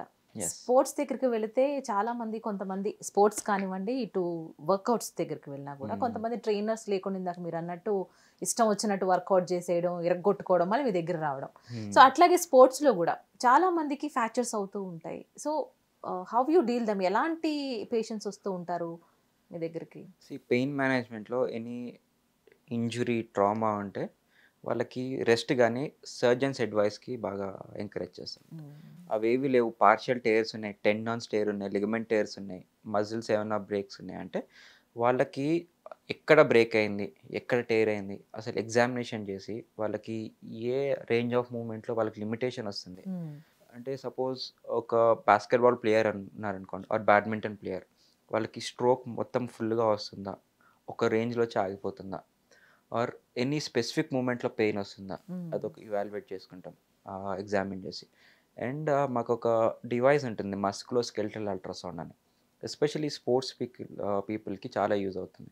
సో అందులో మనం ఆ మజిల్ ఎక్కడి నుంచి ఆరిజిన్ అవుతుంది, ఎక్కడ ఇన్సర్ట్ అవుతుంది, ఆ మూమెంట్లో డైనమిక్ అల్ట్రాసౌండ్ అంటాం, ఆ మూమెంట్లో ఆ మజిల్ ఫంక్షనింగ్ ఎలా ఉంది అనేది డీటెయిల్గా స్కాన్ చేసి చూస్తాం. సో ఎక్కడ టేర్ ఉంది, ఎక్కడ ఎనీ బర్సా వాటర్ ఫామ్ అయిందా, టోటల్గా కట్ అయిందా అనేది చూసుకుంటాం. ఓకే. తర్వాత ఒకవేళ ఫుల్ థిక్నెస్ టేర్ కానీ అట్లాంటివి ఉంటే మళ్ళీ అది ఏం చేసినా హీల్ అవ్వదు. దానికి సర్జరీ చేయాల్సింది, ఆర్థ్రోస్కోపీ సర్జరీస్ ఉంటాయి. ఇన్‌కేస్ పార్షియల్ టేర్ అయింది, లోపల వాపు వచ్చింది బర్స అంటాం. సో అవే ఉన్నాయనుకోండి, వాటికి రీజనరేటివ్ థెరపీస్ అని ఉంటాయి. అంటే బాడీకి మనం స్టిమ్యులేట్ చేసి హీలింగ్ క్యాస్కేడ్‌ని మళ్ళీ రీస్టార్ట్ చేసి ఎక్కడైతే డ్యామేజ్ గాని, టేర్స్ ఉన్నాయో దాన్ని మళ్ళీ పూడ్చేలాగా ఇంజెక్షన్స్ ఉంటాయన్నమాట. హ్మ్. స్టెమ్ సెల్స్ అంటాం, పీఆర్పీ అంటాము, బోన్ మ్యారో ఇంజెక్షన్స్ ఉంటాయి, ఆర్ ప్రోలోథెరపీ అంటాం. సో ఈ రకాలుగా మనకి ఇండికేషన్స్ బట్టి, టైప్ ఆఫ్ డ్యామేజ్ బట్టి ఈ ఇంజెక్షన్స్ అనేది ప్రిస్క్రైబ్ చేస్తాయి. ఇంజెక్షన్స్ అంటే ఎక్కడో ఇచ్చేస్తే ఎక్కడో యాక్ట్ అయ్యేది కాదు, పెయిన్ కిల్లర్ లాగా కాదు. హ్మ్. బట్ ఇట్స్ అ ప్రొసీజర్ అని చెప్పుకోవచ్చు. అల్ట్రాసౌండ్ చేసుకుని ఎక్కడ డ్యామేజ్ అయింది, వాళ్ళ మూవ్‌మెంట్‌లో ఎక్కడ ఇబ్బంది అవుతుంది చూసుకొని సో అనలైజ్ ఫస్ట్ చేసుకొని, ఎవరొచ్చినా ముందు అల్ట్రాసౌండ్ చేయాల్సిందే. యాహ్! జస్ట్ లైక్ స్టెతోస్కోప్ ఇప్పుడు ఎట్లా మ్యాండేటరీ ఉందో, మాండేటరీ. ఆ! అల్ట్రాసౌండ్ కూడా ఫ్యూచర్‌లో అలాగే అవుతుంది. ఓకే. అంటే ఎంత సో మనం ఇన్ ఫిజికల్, డెప్త్ ఎళ్ళడానికి. Definitely correct. ఫిజికల్ ఎగ్జామినేషన్‌తో పాటు హ్మ్. అల్ట్రాసౌండ్ కూడా చాలా ఇంపార్టెంట్. హ్మ్. ఈవెన్ ఎమర్జెన్సీకెళ్ళినా గానీ ఫాస్ట్ అల్ట్రాసౌండ్ అంటాం. అంటే ఎనీ ట్రామా, అబ్డామినల్ ఇంజ్యూరీ అయిందనుకోండి, హ్మ్. వాళ్ళకి కలెక్షన్ ఉందా, బ్లడ్ ఏమైనా లాస్ అవుతుందా అనేది మనకి సీటీ స్కాన్ ఎళ్ళకుండా బెడ్ సైడే జస్ట్ మొబైల్ ద్వారా చూసుకొని అల్ట్రాసౌండ్ కూడా చేసుకునే అవకాశం కూడా ఓహ్! వచ్చింది ఇప్పుడు. ఓహ్! సో బ్లూటూత్ ఎనేబుల్డ్, ఇది అల్ట్రాసౌండ్ వైఫై ఉందా? ఎనేబుల్డ్ ఈ ఓహ్! అల్ట్రాసౌండ్స్ ఉన్నాయి. జస్ట్ ఒక చిన్న మొబైల్ లాగా ఉంటుంది. హ్మ్. దాంతోటి మనం స్కాన్ చేసుకొని పక్కన ట్యాబ్ తోటి లోపల చూసుకోవచ్చు. Okay. Even bed side heart function కూడా చూసుకోవచ్చు. ఐ కోఆర్డినేషన్ గానీ, లోపల ఆప్టిక్ నర్వ్ డయామీటర్ అంటాం. సో అవి కూడా చెక్ చేసుకోవచ్చు. హ్మ్. అండ్ నర్వ్ ఎనీ డ్యామేజ్ ఉందా, ఇందాక చెప్పినట్టు కార్పల్ టనల్ సిండ్రోమ్ అంటాం. ఎక్కడ ప్రెస్ అవుతుంది, ఆ నర్వ్ ఏమైనా వాచిందా, థిక్నెస్ ఏమైనా ఇంక్రీజ్ అయిందా, దాని డయామీటర్ ఎంత ఉందని కొలుచుకోవచ్చు. దానివల్ల మనకి అనవసరంగా ల్యాబ్ టెస్ట్ గానీ, ఇమేజింగ్ గానీ అవన్నీ అవాయిడ్ చేసుకొని bed side just physical examination and indicated పేషెంట్స్‌లో డైనమిక్ అల్ట్రాసౌండ్. హ్మ్. ఇప్పుడు జస్ట్ లైక్ మనకి మోకాలు నొప్పులతోటి ఎవరైనా స్పోర్ట్స్ ఫిజిషియన్ వచ్చారు, స్పోర్ట్స్ ఐ మీన్ అథ్లెట్ వచ్చారనుకోండి, హ్మ్. వాళ్ళకి మనకు తెలిసిన ఈ ఏజ్‌లో మోకాళ్ళ అరుగుదల అయితే రాదు. కరెక్ట్. ఇంకొక కారణం ఉంటుంది. హ్మ్. అదేంటని చూసుకోవచ్చు. హ్మ్. సో కొంతమందికి లిగమెంట్ టేర్స్ ఉండొచ్చు. మీడియల్ కొల్లాటరల్ లిగమెంట్స్ అని చెప్పి. కొంతమందికి ఆహ్, బర్సైటిస్ ఉండొచ్చు. బర్సైటిస్ అంటే ఎనీ వాటర్ కలెక్షన్ గానీ, ఇన్‌ఫ్లమేషన్ గానీ ఉంటే ఓహ్! బర్సైటిస్ అంటాం. సో జాయింట్ పైన ఉండొచ్చు. సూపరాపటెల్లార్ రిసెస్ అంటాం. కొంతమందికి పటెల్లా కింద ఇన్ఫ్రాపటెల్లార్ బర్సైటిస్ అంటాం. ఆర్ కొంతమందికి మోకాళ్ళ వెనకాల చిన్న వాటర్ బుడగలాగా ఫార్మ్ అవుతుంది. హ్మ్. బేకర్ సిస్ట్ అంటాం. హ్మ్. సో ఇవున్నాయా? లేకపోతే హామ్‌స్ట్రింగ్స్ ఏమైనా డ్యామేజ్ అవ్వడం వల్ల ఏమన్నా పెయిన్ వస్తుందా? కాఫ్ మజిల్ గాస్ట్రోనమస్ మజిల్ టేర్స్ వల్ల ఏమైనా పెయిన్ వస్తుందా? సో ఇవన్నీ మనకి అల్ట్రాసౌండ్ చాలా హెల్ప్ చేస్తుంది. Okay.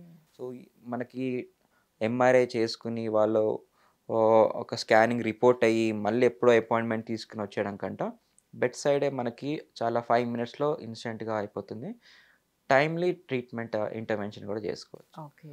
Yeah! So that was awesome అండి. అండ్ ఆఫ్టర్ పోస్ట్ కోవిడ్ అన్నాం. పోస్ట్ కోవిడ్ గురించి మాట్లాడుకున్న తర్వాత ఈ బ్లడ్ అనేది చిక్కబడిపోవడం హ్మ్. అండ్ ఆల్సో వీళ్ళు వర్కౌట్స్ చేసేటప్పుడు డెడ్ లిఫ్ట్ చేసేటప్పుడు సడన్ ఆఫ్ హార్ట్ స్ట్రోక్కి గురయ్యి పడిపోవడము అండ్ హ్మ్. యంగ్ వాళ్ళకి హార్ట్ స్ట్రోక్ రావడము దీనన్నిటికీ కారణం ఈ బ్లడ్ అనేది చిక్కబడ్డం అంటారా లేదా సమ్ అదర్ రీజన్స్ ఉన్నాయంటారా? వాళ్ళ అండర్‌లైయింగ్ హెల్త్ కండిషన్స్ ఏదో మనకి ఐడియా ఉండదు. మ్మ్. సో వాళ్ళేమైనా స్మోకర్స్ అన్నారా? లేకపోతే క్రానిక్ ఆల్కహాలిక్స్ ఉన్నారా? అండ్ వీటితో పాటు ఈ పోస్ట్ కోవిడ్ ఇన్ఫెక్షన్ గానీ ఆర్ పోస్ట్ కోవిడ్ స్టేటస్ వల్ల ఫిజియోలాజీ చాలా మంది మారిపోయిందనమాట. మ్మ్. సో బ్లడ్ థిక్‌నెస్ చిక్కదనం బాగా అవ్వడం. వీటన్నిటి వల్ల బ్లడ్ క్లాట్స్ అయ్యే తత్వం ఎక్కువుంటాయి. మ్మ్. స్మోకింగ్ చేశారనుకోండి, రక్త నాళంలో ఉన్న ఎండోథీలియల్ లేయర్ అనేది కొంచెం డ్యామేజ్ అవుతుంది. మ్మ్. అండ్ గట్టిగా అవ్వడం జరుగుతుంది. అథెరోస్క్లిరోసిస్ అంటాం. అండ్ కొలెస్ట్రాల్ లెవెల్స్ ఆ డ్యామేజ్ అయిన సైట్‌లో పూడ్చుకుపోతాయన్నమాట. సో దాని మీద క్లాట్ ఫార్మేషన్ చాలా ఫాస్ట్‌గా అయిపోతుంది. మ్మ్. సో వీటన్నిటి వల్ల హార్ట్‌కి ఎనీ స్ట్రెయినెస్ యాక్టివేట్ అయినప్పుడు బ్లడ్ సప్లై కూడా హార్ట్‌కి అవసరం. హార్ట్ ఓన్లీ వేరే ఆర్గాన్స్‌కి బ్లడ్ సప్లై చేయడమే కాదు, హార్ట్‌కి కూడా బ్లడ్ అందాలి. కరెక్ట్. హార్ట్‌కి బ్లడ్ అందాలంటే అది ఇంకా వేగంగా, దృఢంగా కొట్టుకోవాలనమాట. అది ఎప్పుడైనా మెకానిజంలో వాళ్ళకి డిమాండ్ అండ్ సప్లై ఇంబాలెన్స్ అయినప్పుడు. అంటే hmm. Oxygen requirement, blood supply requirement ఎక్కువుంది. సో, సప్లై కూడా దానికి తగ్గట్టుగా ఉంటే ఎటువంటి హార్ట్ అటాక్స్ రావు. మ్మ్. ఆ సప్లై అనేది తక్కువయింది అంటే హార్ట్ కండిషన్ సరిగా లేకపోవడం, క్లాట్ వల్ల అబ్స్ట్రక్షన్ అవ్వడం. అంటే హార్ట్ పంప్ అవుతుంది బట్ దానికి అందాల్సిన బ్లడ్ గానీ, న్యూట్రిషన్ గానీ, ఆక్సిజన్ బ్లాక్ వల్ల అక్కడే ఆగిపోతుంది. సో, అల్టిమేట్‌లీ హార్ట్ కూడా వీక్ వీక్ అయిపోతుంది. అయిపోతుంది. వీక్ అవుతుంది. మజిల్స్ అనేవి డ్యామేజ్ అయిపోతాయి. హార్ట్‌లో చుట్టూ మయోకార్డియం అంటాం. ఆ మజిల్స్ డ్యామేజ్ అవ్వడంతోటి ఇన్ఫాక్షన్ అంటాం. సో, దాన్నే మెడికల్ ఐ మీన్ కామన్ టర్మ్స్‌లో heart attack. Okay. So, heart attack అంటే మయోకార్డియల్ ఇన్ఫాక్షన్. అంటే మయోకార్డియం అంటే హార్ట్ మజిల్స్. ఇన్ఫాక్షన్ అంటే బ్లడ్ సప్లై లేకపోవడం వల్ల ఆ మజిల్స్ అనేది డ్యామేజ్ అయ్యి చనిపోతాయన్నమాట. సో, దీన్నే హార్ట్ అటాక్ అంటాం. సో వాట్స్ ద రీజన్ అండి అసలు ఈ బ్లడ్ అసలు ఎందుకు చిక్కబడింది? బికాస్ ఆఫ్ కోవాక్సిన్ అనుకోవాలా? Covishield or Covaxin? Anything. Covaxin. Covaxin right? Yeah! So ఎప్పుడైతే ఈ ఈ కేస్ అనేది బయటకొచ్చిందో కోవాక్సిన్ తీసుకున్న వాళ్ళు ప్రతి ఒక్కళ్ళు భయపడుతూనే ఉన్నారు డాక్టర్ గారు. What will happen to us అని ఫ్యూచర్‌లో. సో ఈ బ్లడ్ అనేది చిక్కగా కాకుండా పల్చగా అయ్యే మార్గాలు ఏమైనా ఉంటే చెప్పండి మాకు. సీ ఇవన్నీ మనకి సరిగ్గా ఎవిడెన్స్ లేదు. కరెక్ట్. సైంటిఫిక్ అనాలిసిస్ లేదు. And hmm. ఎనీ వ్యాక్సిన్‌ని ఇంట్రొడ్యూస్ చేసే ముందు 2-3 ఇయర్స్ దాని మీద దీర్ఘకాలికంగా రీసెర్చ్ జరుగుతుంది. లాంగ్ టర్మ్ బెనిఫిట్స్ ఎట్లా ఉంటాయి? ఎన్ని సైడ్ ఎఫెక్ట్స్ ఉంటాయా? అండ్ ఈ వ్యాక్సిన్ అనే దానికి మనకి టైం లేకుండే. మ్మ్. గవర్నమెంట్ చాలా అది ఎర్లీగా ఫాస్ట్‌గా ఎమర్జెన్సీ రైట్. బేసిస్‌లో చేయడం కరెక్ట్. జరిగింది. అండ్ బ్యూటిఫుల్ థింగ్ ఏంటంటే 90% ఆఫ్ పాపులేషన్‌కి మనం కోవిడ్ ఇన్ఫెక్షన్ రాకుండా హెల్ప్ చేసింది. మ్మ్. అదొక వండర్‌ఫుల్ బెనిఫిట్ అని చెప్పొచ్చు. బట్ ఇన్సిడెన్స్ వైస్ మేబీ 0.5%, 1% వరకు ఇట్లాగా సైడ్ ఎఫెక్ట్స్ వచ్చాయి. బట్ అది ఓన్లీ 1-2 ఇయర్స్ వరకే ఉంటుంది. లాంగ్ టర్మ్ వరకు అయితే ఉండదు. ఓకే. ఎందుకంటే ఎనీ వ్యాక్సిన్ పర్మనెంట్‌గా ఉండదు. ఇప్పుడు మీరు బీసీజీ వ్యాక్సిన్ తీసుకుండొచ్చు. మన చేతికి ఇక్కడ ఇస్తాం కదా ఉంటుంది. పుట్టుకతోనే. మ్మ్. మ్మ్. అది మీకు లైఫ్ లాంగ్ టీబీ రాకుండా ఏం ప్రివెంట్ చేయదు. అప్ టు 14-15 ఇయర్స్ వరకే పనిచేస్తాయి. మమ్స్, రుబెల్లా అంటాం. కొన్ని కొన్ని 1 ఆర్ 2 ఇయర్సే పనిచేస్తాయి. ఇప్పుడు మీరు హెచ్‌బీఎస్ఏజీ వ్యాక్సిన్ తీసుకున్నారు మ్మ్. హెపటైటిస్. మ్మ్. అది కూడా ఎవ్రీ 3-4 ఇయర్స్‌కి బూస్టర్ డోస్ తీసుకుంటా ఉండాలి మీరు. సో, అప్పుడు ఆ వ్యాక్సిన్ లైఫ్ అనేది ఇంకా దీర్ఘకాలికంగా వస్తుంది. ఇది మ్మ్. ఓన్లీ 3 డోసెసే తీసుకున్నాం మనం. అవును. బూస్టర్ డోస్ తీసుకుంటుంటే అప్పుడు ఆ వ్యాక్సిన్ లైఫ్ కాస్త ఇంకా లాంగ్ టర్మ్‌గా వస్తుంది. ఓకే. సో, 1-2 ఇయర్స్ అనేది స్టడీస్ అంటే లాంగ్ టర్మ్ బెనిఫిట్స్ ఎలా ఉంటాయో చూసుకోకపోవడం వల్ల మేబీ వచ్చిండొచ్చు. బట్ దీనివల్ల గ్రేటర్ బెనిఫిట్ అని వచ్చిందని చెప్పుకోవచ్చు. ఈ డెత్స్ కూడా వాళ్ళ అండర్‌లయింగ్ కండిషన్స్ ఏమున్నాయి మనకి పరిగణలో తీసుకోవాలి. ఎందుకంటే కొంతమందికి హార్ట్‌లో హోల్స్ ఉండొచ్చు.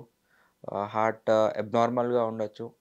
అరిథ్మియాస్ ఉండొచ్చు. హార్ట్ బీట్ అనేది ఎలక్ట్రికల్ యాక్టివిటీ సరిగ్గా లేకపోవడంతో మ్మ్. ఉండొచ్చు. సో, ఇవన్నీ మేజర్ కన్‌స్ట్రెయింట్స్ మనకి మీడియాలో గాని, బయట ఎవరు డీటెయిల్‌గా చెప్పారనమాట. కరెక్ట్. అవన్నిటికి ఒక కోవిడ్ అనేది ఒకటి దొరికింది కాబట్టి దాని మీద ఏసేస్తున్నారు గానీ, సైంటిఫిక్ ఎవిడెన్స్ ఏమైనా చూసుకోవాలి. మ్మ్. ఇప్పుడు suppose any murder or any అయిందనుకోండి, దానికి బ్లేమ్ గేమ్ చాలా ఈజీ అయిపోతుంది. సపోజ్ గృహహింస చట్టం ఉందనుకోండి, అది అత్తగారి మీద గాని, మామగారి మీద ఈజీగా ఏయడం జరిగిపోతుంది. మ్మ్. బట్ లోతులో ఏమైంది అనేది పరిగణలో తీసుకోరు కాబట్టి మ్మ్. ఎనీ సైంటిఫిక్ ఎవిడెన్స్ అయ్యి ఎక్స్పర్ట్ ప్యానెల్ అయ్యాకనే మనకు ఒక కంక్లూడ్ చేసుకోవాలి. జస్ట్ ఒక కొంతమంది అలా అన్నారు కాబట్టి అదేమి ప్రూవ్ సో అయిపోదు. ఇప్పుడు బ్లడ్ చిక్కగా ఉంటే మనకు ప్రాబ్లం ఏం లేదంటారు. సో, చిక్కగా పర్మనెంట్‌గా ఉండకపోవచ్చు. ఉండకపోవచ్చు. దట్ వాస్ అది చాలా మాకు. అండ్ పోస్ట్ కోవిడ్ ఎందుకు వస్తుందంటే మ్మ్. స్టెరాయిడ్ ఇండ్యూస్డ్ కూడా కొంతమందికి ఉంటుంది. ఓ. యాహ్! కోవిడ్ ట్రీట్మెంట్‌లో ఎక్కువ భాగం స్టెరాయిడ్స్ యూజ్ చాలా ఉంటుందన్నమాట. మ్మ్. సో స్టెరాయిడ్ ఎక్కువగా యూసేజ్ స్టెరాయిడ్స్ యూసేజ్ అంటే ఉండేది వర్కౌట్స్ చేసుకునే వాళ్ళు లేదంటే ఇది ట్రీట్మెంట్ భాగంగా యూజ్ చేసే స్టెరాయిడ్స్ అనమాట. ఓ. వర్కౌట్‌లో యూజ్ చేసేది వేరే అనబాలిక్ స్టెరాయిడ్స్ అని ఉంటాయి. ఓకే. అవి టెస్టోస్టెరాన్ ఇండ్యూసింగ్ అనమాట. మ్మ్. ఇవి వేరే స్టెరాయిడ్స్ ఉంటాయి. కార్టికోస్టెరాయిడ్స్ కానీ, మిథైల్‌ప్రెడ్నిసోలోన్ ఇట్లాగా గ్లూకోకార్టికాయిడ్స్ అంటాం. వీటికి యాంటీ ఇన్‌ఫ్లమేషన్ ఎనీ ఇన్‌ఫ్లమేషన్ కోవిడ్‌లో మనకి ఊపిరితిత్తుల్లో ఇన్‌ఫ్లమేషన్ ఎక్కువ అవ్వడం వల్ల లంగ్స్‌లో ఆక్సిజనేషన్ సరిగ్గా అవ్వకపోవడం అలా జరుగుతుంది. ఈ మెడికల్ యూజ్ స్టెరాయిడ్స్‌లో ఇన్‌ఫ్లమేషన్ తగ్గించే తత్వం ఉంటుంది. మ్మ్. బట్ ఈ స్టెరాయిడ్స్ అనేది మెడికల్ యూజ్‌లో చాలా మందికి వాడుతూనే ఉంటాం. ఎస్పెషల్లీ రుమటాయిడ్ ఆర్థరైటిస్ కానీ, ఎనీ ఆటోఇమ్యూన్ డిసీజెస్ వాళ్ళకి స్టెరాయిడ్స్ అనేది కామన్‌గానే ఇట్స్ వాడుతూనే లైక్ ఎ ఉన్నాం. మెడిసిన్. యాహ్! మెడిసినే అది. ఓకే. బట్ ఆ డోస్‌ని మించి వాడితే రైట్. డ్యూరేషన్ ఎక్కువ రోజులు వాడితే దానికి ఇల్ ఎఫెక్ట్స్ వస్తుంటాయి. ప్రజల్లో కూడా స్టీరాయిడ్స్ అంటే అదొక పెద్ద పాయిజన్ లాగా రైటే సార్. అనుకుంటారు ఇప్పుడు కానీ మేమేమనుకుంటాం స్టార్స్, పెద్ద పెద్ద స్టార్స్ వాళ్ళు అంత అందంగా యంగ్‌గా కనిపించే స్టెరాయిడ్స్ వాడుతున్నారు కాబట్టి కాస్ట్‌లీ ఉంటారు అని అనుకుంటాం. అవన్నీ మజిల్ బిల్డింగ్ బల్కింగ్ కోసం చేసే స్టీరాయిడ్స్ వేరు. మెడికల్ హ్మ్. యూసేజ్‌లు ఇప్పుడు ఆస్తమా ఉందనుకోండి. రికరెంట్ ఆస్తమా ఎంత మెడిసిన్స్ వేసుకున్నా తగ్గట్లేదు అనుకోండి. వాళ్ళకి కూడా ఇన్‌హేల్డ్ స్టీరాయిడ్స్ ఉంటాయి. మీటర్ డోసెస్ ఇన్‌హేలర్స్ ఉంటాయి. టాబ్లెట్స్‌లో తీసుకుంటారనమాట. సో, మెడికల్ ప్రాక్టీస్‌లో చాలా సేఫ్‌గా ఆచితూచే ఇస్తారనమాట. బట్ పెరిఫరల్ సెంటర్స్ డిస్ట్రిక్ట్స్‌లో గానీ, టౌన్స్‌లో ఎళ్తే ఆర్ఎంపీస్ గానీ, క్వాక్స్ గానీ చాలామంది ఉంటారు. వాళ్ళకి అవగాహన లోపంతోటి జస్ట్ డాక్టర్ స్టెరాయిడ్స్ ఇస్తున్నారు. ఎలా ఇస్తున్నారో తెలీదు. ఏం ఏ డోసేజ్ ప్రకారంగా ఇస్తున్నారో తెలీదు. సో, వాళ్ళకి హై డోస్‌లో ఎలా పడితే అలాగ ఇవ్వడం అంటే వల్ల త్వరగా తగ్గిపోవాలనా? అంతే వాళ్ళకి ఆర్ఎంపీల మీద చాలా నమ్మకం ఉంటుంది యాక్చువల్లీ. హ్మ్. అంటే వాళ్ళ ఇంటి దగ్గరే ఉంటారు. ఎప్పుడొచ్చినా చూస్తారు అనొక కరెక్ట్. బిలీఫ్ తోటి ఉంటుంది. వాళ్ళకి వాళ్ళకి కూడా కొన్ని లిమిటేషన్స్ ఉంటాయి. వాళ్ళు కూడా యాంటీబయాటిక్స్ ఇవ్వడానికి లేదు. కొన్ని స్పెషల్ మెడిసిన్స్ ఇవ్వడానికి లేదు. హ్మ్. Only over the counter medications only కొన్ని కొన్ని మెడికేషన్స్ ఇచ్చే ఫెసిలిటీ ఉంది. హ్మ్. అవి ఒక్కటే కాకుండా వీళ్ళు రావడమే హైయర్ గ్రేడ్ యాంటీబయాటిక్స్. మెరోపినమ్ గాని ఇట్లాంటివి టిజిసైక్లిన్ ఆహ్, ఆహ్, లినోజిలిడ్ అని చాలా హైయర్ యాంటీబయాటిక్స్ ఒకటేసారి ఇచ్చేస్తారు. అండ్ స్టెరాయిడ్ కూడా ఒకటేసారి హై డోస్ ఇచ్చేస్తారన్నమాట. సో, ఒక్కసారి స్టెరాయిడ్స్ యూజ్ చేసిన తర్వాత మళ్ళీ మళ్ళీ మనం తీసుకోవాలంటే స్టెరాయిడే తీసుకోవాలి. మెడిసిన్స్ మళ్ళీ యూజ్ అవ్వవు. స్టెరాయిడ్ తీసుకోవాలి. బట్ డోసేజ్ స్లోలీ టేపర్ చేసుకోవాలి. ఒకటేసారి స్టాప్ చేసామనుకోండి హ్మ్. చాలా సైడ్ ఎఫెక్ట్స్ వస్తాయి. ఓకే. స్లోలీ ఇప్పుడు 10 డేస్ తీసుకున్నారనుకోండి. తర్వాత 5 డేస్ తీసుకొని, తర్వాత 2 డేస్ తీసుకొని అట్లాగా టేపర్ చేసుకోవాలి. 2 టైమ్స్ తీసుకున్న సింగిల్ టైమ్ తీసుకొని, అలా స్లోలీ స్టాప్ చేస్తేనే అది చాలా సేఫ్‌గా ఉంటుంది. థైరాయిడ్ అనేది మన బాడీలో ఎవ్రీ డే మనకి జనరేట్ అవుతుంది కార్టిజోల్ అని. ఆ కార్టిజోల్ లేకపోతే మన బాడీ ఫంక్షనే అవ్వదు. అంత హ్మ్. ఇంపార్టెంట్ ఉంది. ఓకే. దాన్ని పొటెన్షియేట్ చేయడానికి దాన్ని డోస్ కొంచెం పెంచడానికి మనం యూజ్ చేసే స్టెరాయిడ్. దాని డోసేజ్ మించి వాడితే అదేమన్నా కొంచెం డేంజర్. సైడ్ ఎఫెక్ట్స్ ఉంటాయి. But right. మెడికల్ ప్రాక్టీస్‌లో చాలా సేఫ్‌గానే అండర్ డోసేజే ఇస్తారు గానీ, ఓవర్ డోసేజ్ ఇచ్చే ఆస్కారమే లేదు. అండ్ ఇచ్చినా గానీ ఒక టైలర్డ్ మెకానిజంలో డోసేజ్ టైలర్డ్ చేసి స్టాప్ చేస్తారు గానీ, కంటిన్యూయస్‌గా ఎవ్వరు ఇవ్వరు. ఓకే. ఈ మిస్‌యూసేజ్ వల్ల సరిగ్గా యూజ్ చేయకపోవడం అండ్ హ్మ్. ఓవర్ ద కౌంటర్ మనకి ఎనీ మెడికల్ షాప్‌కెళ్ళినా వాళ్ళు గూడా ఇచ్చేస్తూనే ఉంటారు. సో, ఇట్లాగా స్టెరాయిడ్ అబ్యూస్ వల్ల సైడ్ ఎఫెక్ట్స్ వస్తున్నాయి గానీ, డాక్టర్స్ ఇచ్చిన స్టెరాయిడ్స్ అయితే చాలా ఉండదనమాట. అండ్ ఆల్సో ఇప్పుడు మీ దగ్గరకొచ్చే పేషెంట్స్ ఇప్పుడు నార్మల్. మేము రెగ్యులర్‌గా లేస్తాము, తింటాము. ఓకే. దెన్ కొంతమంది students youth nowadays they are addicted to drugs అనమాట. హ్మ్. డ్రగ్స్ కానివ్వండి, ఆల్కహాల్ కానివ్వండి. సో, వాళ్ళొచ్చినప్పుడు ఈ మెడిసిన్ పనిచేయక స్టెరాయిడ్స్ పని చేయని స్థితుల్లో కూడా మీ దగ్గరికి వస్తారా? వాళ్ళకి pain management or any general health అవేర్‌నెస్‌లో వాళ్ళకి ఎందుకు మన డాక్టర్ వరకు వస్తారంటే డీ అడిక్షన్ కోసం వస్తుంటారు. అంతే. హ్మ్. ఆర్ వాళ్ళకి సైడ్ ఎఫెక్ట్స్ ఏమైనా ఉన్నాయా? అంటే ఓపియాయిడ్ ఇండ్యూస్డ్ వాళ్ళకి కోమాలో ఉండొచ్చు. లేకపోతే వాళ్ళకి ఫిజియోలాజికల్, సైకలాజికల్ డిపెండెన్సీ ఉన్నప్పుడు వాళ్ళకి డాక్టర్ కన్సల్టేషన్ అవసరం పడుతుంది. వాళ్ళకి స్టెరాయిడ్ తోటి అంత ఏమి సంబంధం ఏముండదు. ఎక్కువ డ్రగ్స్ తీసుకున్న వాళ్ళకి బోన్ ఫ్రాక్చర్ అయినా కూడా ఇప్పుడు ఈ పెయిన్ మేనేజ్మెంట్ త్రూ అవుతదంటారా? ఎందుకంటే already they are addicted to drugs. Hmm. So, మన బాడీకి డ్రగ్స్ అడిక్టెడ్ బాడీకి ఏమైనా డిఫరెన్స్ ఉంటదా? సీ వాళ్ళకి ఓపియాయిడ్ ఇండ్యూస్డ్ హైపరాలజీసియా అంటాం అక్కడ. సో, వాళ్ళకి చిన్న టచ్ చేసినా గానీ పెయిన్ ఎక్కువ అనిపించే తత్వం ఉంటది. హుహు. సో, మార్ఫిన్ గానీ, హెరాయిన్స్ అవి తీసుకున్నారనుకోండి, హ్మ్. వాళ్ళకి చిన్న టచ్ చేసినా గానీ పెయిన్ పర్సెప్షన్ చాలా తారాస్థాయిలో వెళ్ళిపోతుంది. సో, ఓపియాయిడ్ అండ్ హైపరాలజీసియా అంటాం. సో, అండ్ కొంతమందికి హై డోస్ అయితే వాళ్ళకి రెస్పిరేటరీ ప్యాటర్న్ చేంజ్ అయిపోతుంది. బ్రీతింగ్ ప్రాబ్లమ్ రావచ్చు. హార్ట్ మీద ప్రాబ్లమ్ రావచ్చు. వాళ్ళ కళ్ళు చూస్తే ప్యూపిల్స్ డైలేటెడ్‌గా ఉంటాయి. హ్మ్. సో, ఇట్లాగా వాళ్ళకి ఓపియాయిడ్స్‌లో ఇట్లాగా ఉంటాయి. వాళ్ళకి స్లోలీ అడిక్షన్ రాని ఓపియాయిడ్స్ ఇస్తారనమాట. మెథడోన్ గాని ఇట్లాగా కొన్ని వేరే ఉంటాయి. హ్మ్. సో, దానివల్ల వాళ్ళకి అడిక్షన్ రాదు. బట్ ఓపియాయిడ్ అనేది వాళ్ళ బాడీలో సర్క్యులేట్ అవుతుంది. స్లోలీ క్రేవింగ్ తగ్గిపోతుంది. సో, అండ్ సీబీటీ థెరపీ అంటాం. సో, ఎవరైతే ఎవరైనా మానేయాలనుకున్నారో వాళ్ళని గ్రూప్‌లో కూర్చోబెట్టి వాళ్ళకి వాళ్ళ ఎక్స్‌పీరియన్సెస్ వాళ్ళకి వాళ్ళు షేర్ చేసుకుంటా ఉంటారు. హ్మ్. సో, వీటి వల్ల కూడా వాళ్ళకి పాజిటివ్ మోటివేషన్ వచ్చి వాళ్ళు మారే అవకాశం ఉంటుంది. అండ్ ఈ మధ్య కాలంలో కొత్తగా వింటున్నాం ఓజోన్ లేజర్ ట్రీట్మెంట్ గురించి. హ్మ్. సో, వాట్ ఈస్ దట్ అండి? Ozone laser treatment? Ozone treatment అంటే ఇట్స్ ఎ న్యాచురల్ ట్రీట్మెంట్ అని చెప్పుకోవచ్చు.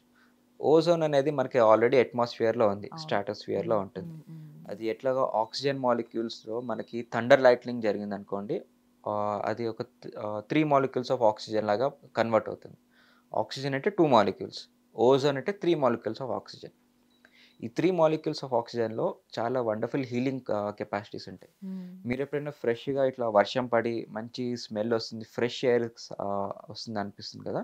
Nothing but that's an ozone smell. Oh! న్యాచురల్‌గా ఉంటుంది ఆల్రెడీ మనకి. బట్ మెడికల్ లో ఎలా యూజ్ చేస్తామంటే it's an potential anti inflammatory thing. హ్మ్. ఎవరికైనా మల్టిపుల్ యాంటీబయాటిక్స్ వాడుతున్నారు. ఇన్ఫెక్షన్ తగ్గట్లేదు. నాన్ హీలింగ్ అల్సర్స్ ఉంటాయి. వాస్కులర్ అల్సర్స్ ఉంటాయి. వాళ్ళకి ఎంత గ్రాఫ్ట్ చేసినా గానీ, ప్లాస్టిక్ సర్జరీ, డిబ్రైడ్మెంట్ చేసినా గానీ వాళ్ళకి హీల్ అవ్వదు. వాళ్ళకి ఓజోన్ గ్యాస్ ఇన్సఫ్లేషన్ చేస్తే బాగా హ్మ్. హీల్ అవుతుంది. Okay. So, any antibiotic resistance ఉన్న ఇన్ఫెక్షన్స్ ఉన్నా గానీ, వాళ్ళకి హైపర్బారిక్ ఆక్సిజన్ థెరపీ గానీ, ఈ ఓజోన్ థెరపీ చేస్తే వాళ్ళకి ఇన్ఫెక్షన్స్ బాగా తగ్గిపోతుంది. హ్మ్. సో, ఆ ప్రాపర్టీనే అంటే యాంటీ ఇన్‌ఫ్లమేటరీ ప్రాపర్టీనే మనం పెయిన్ మేనేజ్‌మెంట్‌లో యూజ్ చేసుకోవచ్చు. ఓహ్! ఎట్లాగా అంటే ఇప్పుడు డిస్క్ హెర్నియేషన్, హ్మ్. డిస్క్ బల్జ్ వల్ల నరం మీద ఒత్తిడి అవుతుంది. హ్మ్. సో, ఒత్తిడిని మనం తగ్గిస్తే ఆటోమేటిక్ నర్వ్ పెయిన్ ఫ్రీ కూడా అయిపోతది. తగ్గిపోతుంది. నర్వ్ అవును. కూడా ఫ్రీ అయిపోతుంది. హ్మ్. అదే మెకానిజంని మనము ఓజోన్ తీసుకొని డిస్క్ న్యూక్లియర్ పల్పోజర్‌లో ఇంజెక్షన్ చేస్తాం. ఇంజెక్షన్ కూడా ఆపరేషన్ థియేటర్‌లో స్టెరైల్ ప్రొసీజర్‌లా మళ్ళీ ఒక సియామ్ అనే మెషిన్ ఉంటుంది. హ్మ్. ఆ మెషిన్ ద్వారా మనకి ఎక్కడ డిస్క్ ఏ లెవెల్‌లో ఉంది అని చూసుకొని హ్మ్. అక్కడ మాత్రమే నీడిల్ పెట్టి ఓజోన్ ఇంజెక్షన్ చేసి తీసేయడం. ఓహ్! ఓన్లీ విత్ నీడిల్ ఇది జస్ట్ గూడా నీడిలే. యెస్. ఆహా! పెయిన్ మేనేజ్‌మెంట్‌లో బ్యూటీ ఏందంటే ఎటువంటి కోత, స్టిచ్ ఏమీ లేకుండా, ఉండదు. ఎటువంటి only side just effects needle. ఏం లేకుండా సేఫ్‌గా ఇంటికెళ్ళిపోతారనమాట. వావ్! సేమ్ అదే డే. సో, ఇది సామాన్యులకు గూడా అందుబాటులో ఉంటదంటారా? Only high people, high costly people అట్లా నో, నో, అనుకుంటారు ఇట్స్ గదా వెరీ మచ్ కొంతమంది. Economical. Everyone can afford. Hmm. Surgery కంట ఒక సర్జరీ 100% కాస్ట్ అయిందనుకో రూ. 100 ఇదొక రూ. 5లో అయిపోతుంది. ఓహ్! సో, అంత డిఫరెన్స్ ఉంటుంది. Hmm. And comfortable for the patients. Okay. Hmm. So, ఇందాక మనం వదిలేసిందేంటంటే టాపిక్ క్యాన్సర్ పేషెంట్స్ సార్. హుహు. సో, లాస్ట్ స్టేజ్ వరకు గూడా చాలా they will suffer a lot అండి పెయిన్ తోటి. సో, వాళ్ళకి గూడా మీ దగ్గర నుంచి పెయిన్ యెస్, మేనేజ్‌మెంట్ నుంచి డెఫినెట్‌లీ. ఏమైనా సీ ఉంటుందా? No one should suffer with pain. Hmm. That is the goal of pain management specialist. మన దగ్గర అవకాశం ఉంది. పెయిన్ తగ్గించుకునే మనకి టెక్నాలజీ ఉన్నప్పుడు దాన్ని యూజ్ చేసుకుంటే చాలా బెనిఫిట్. హ్మ్. ఇప్పుడు పాంక్రియాటిక్ క్యాన్సర్ చాలా డేంజరస్ క్యాన్సర్ అని చెప్పుకోవచ్చు. ఎందుకంటే దానికి స్పెసిఫిక్ ట్రీట్మెంట్, దానికి ఎంత చేసినా గానీ కొంతమందికి ఈవెన్ స్టీవ్ జాబ్స్ పర్సన్‌కే పాంక్రియాటిక్ క్యాన్సర్ వల్ల తను చనిపోయాడు. ఓహ్! అంత రిచ్ పర్సన్ అయ్యుండి దానికి క్యూర్ గూడా లేదు. Permanent cure. ఎర్లీగా డిటెక్ట్ చేస్తున్నారనుకోండి, ఆ పార్ట్ ఒకటి ఎక్సర్సైజ్ చేసుకొని కీమో అండ్ రేడియోథెరపీ ద్వారా దాన్ని మళ్ళీ రాకుండా చేసుకోవచ్చు. హ్మ్. డిటెక్ట్ అవ్వడమే చాలా మందికి అక్కడి నుంచి స్ప్రెడ్ అవ్వడం, బ్యాక్‌కి స్ప్రెడ్ అవ్వడము, వేరే లివర్‌కి స్ప్రెడ్ అవ్వడం, అట్లాగే స్ప్రెడ్ అయినప్పుడు చాలా మందికి డిటెక్ట్ అవుతుంది. ఇలాంటప్పుడు వాళ్ళకి ఆపరేషన్ చేస్తారు. అన్నీ మంచిగానే అవుతుంది. బట్ పెయిన్ ఉంటుంది. హ్మ్. అండ్ మళ్ళీ క్యాన్సర్ వచ్చే తత్వం గూడా ఉండొచ్చు. సో, పెయిన్ తగ్గించాలి. ఎండ్ ఆఫ్ ది లైఫ్ వాళ్ళ సఫరింగ్ లేకుండా వాళ్ళు ఉండాలి. సో, హ్మ్. దట్ ఈస్ అవర్ మోటో అనమాట. సో, వాళ్ళకి ఏ పార్ట్ నుంచి పెయిన్ వస్తుంది రూట్ కాజ్. అంటే అప్పర్ అబ్డామినా, లోవర్ అబ్డామినా లేకపోతే చెస్ట్ నుంచా, లోవర్ బ్యాక్ నుంచా. సో, మనం ఏ ఏరియాలో తీసుకుంటే ఆ సైట్ వల్ల మనకి ఏ నర్వ్స్ మనకి మెదడుకెళ్తున్నాయి అదొక ఐడియా వస్తుంది. పెల్విక్ ఏరియా ఒకటుంటుంది. అబ్డామెన్ ఏరియా ఉంటుంది. చెస్ట్ ఏరియా ఒకటుంటుంది. హ్యాండ్‌కొకటుంటుంది. సో, ఆ గ్రూప్ ఆఫ్ నర్వ్స్ అన్నీ కలిపి గ్యాంగ్లియాన్ అంటాం. హ్మ్. ప్లెక్సస్ అంటాం. Nerve plexus, ganglion. సో, ఆ నర్వ్స్ నుంచే మనకి మెదడుకెళ్తాయన్నమాట పెయిన్. సో, మనం చేసే ప్రొసీజర్స్ ఎలా ఉంటాయంటే, మళ్ళీ ఇందులో కూడా సర్జరీ గాని ఏం లేకుండానే సేమ్ ఆపరేషన్ థియేటర్‌లో నర్వ్స్ ఎక్కడుంటే ఐడెంటిఫై చేసుకొని, అక్కడ మాత్రం నీడిల్ పెట్టి లేజర్ చేస్తారన్నమాట. రేడియో ఫ్రీక్వెన్సీ అబ్లేషన్ గాని ఆర్ ఆల్కహాల్ న్యూరలైసిస్ అంటాం. దీనివల్ల నర్వ్స్‌కి పెయిన్ కండక్షన్ ప్రాపర్టీస్‌ని కోల్పోతుంది. సో, అన్ని ఆర్గాన్ ఫంక్షన్ బావుంటాయి, మూవ్‌మెంట్స్ ఉంటాయి, సెన్సేషన్ ఉంటది. పెయిన్ పర్సెప్షన్ ఒక్కటే మారుతుంది. హ్మ్. సో, వాళ్ళకి మార్ఫిన్ గాని, ఓపియాయిడ్ డోసేజ్ తగ్గించొచ్చు. వాళ్ళ క్వాలిటీ ఆఫ్ లైఫ్ బావుంటుంది. వాళ్ళు హ్యాపీగా ఉంటే వాళ్ళ చుట్టూ ఉన్న ఎన్విరాన్మెంట్, ఫ్యామిలీ మెంబర్స్ కూడా చాలా హ్యాపీగా ఉంటారు. ఇన్‌ఫాక్ట్ నాకు క్యాన్సర్ పేషెంట్స్ నుంచి చాలా మంచి ఫీడ్‌బ్యాక్ వస్తుంది. వాళ్ళకి ఇంట్లో వాళ్ళు నొప్పితో సఫర్ అయ్యే బాధ ఫ్యామిలీ మెంబర్స్ వాళ్ళు భరించలేరు. అవునండి. కరెక్ట్. వాళ్ళకి ఏం చేయలేరు. ఎండ్ స్టేజ్‌లో ఉంటారు. మొత్తం టాప్ టు బాటమ్ స్ప్రెడ్ అయిపోయి ఉంటది క్యాన్సర్. బోన్స్‌లో కూడా క్యాన్సర్ ఉంటుంది. వెన్నపూసలో కూడా క్యాన్సర్ ఉంటుంది. వాళ్ళకి ఏం చేయలేరనమాట పరిస్థితి. వాళ్ళకి అట్‌లీస్ట్ కంఫర్టబుల్ పీస్ ఇచ్చి కొంచెం పెయిన్ తగ్గిస్తే చాలు అన్న స్టేజ్‌లో ఉంటారు. వాళ్ళకి ఆల్మోస్ట్ ఒక ఆనంద బాష్పాలే వస్తాయి వాళ్ళకి. అంటే ఆ పెయిన్ సఫరింగ్ తగ్గడంతోటి చాలా రిలీఫ్ ఉంటుంది. సఫర్ అయ్యే వాళ్ళకి రిలీఫ్ ఉంటుంది. అండ్ చూసే ఫ్యామిలీ మెంబర్స్ కూడా చాలా మంచి రిలీఫ్ వస్తుందన్నమాట. సో మొత్తానికి టాప్ టు బాటమ్ తల వెంట్రుకల నుంచి కాలు వేళ్ళ వరకు ఏ నొప్పి వచ్చినా so pain management will cure అనమాట. యెస్. అంతే కదా ఫైనల్. క్యూర్ కాదు. We only manage the pain. Curing part గానీ, రూట్ కాజ్ గానీ, స్పెసిఫిక్ డిపార్ట్మెంట్‌లో ఉన్న ఆంకాలజిస్ట్ గానీ, న్యూరో సర్జన్స్ గానీ, ఆర్థోపెడిక్స్ గానీ వాళ్ళకి రాకుండా చూసుకుంటారు గానీ, but we manage the pain and కొన్ని సింప్టమ్స్ ఉంటాయి. లైక్ ఎనీ కార్టిలేజ్ డీజనరేషన్ గానీ, మజిల్ టేర్స్ కానీ, టెండాన్ రిపేర్స్ ఇట్లాంటివి టేర్స్ అయినప్పుడు అవి రాకుండడానికి చేసే ట్రీట్మెంట్స్ రీజనరేటివ్ థెరపీలో చేస్తుంటారు. So curing part is by our colleagues and friends. Pain management part is us. Okay, that was awesome. కొంతమంది నొప్పిని భరించలేక ఇంకొక మేనేజ్మెంట్ తీసుకుంటారు. అదేంటంటే ఆల్కహాల్. చాలా మంది పని చేసి అయ్యో ఈ నా వల్ల కాదురా అని ఒక క్వార్టర్ హాఫ్ వేసుకుని పడుకుంటారు.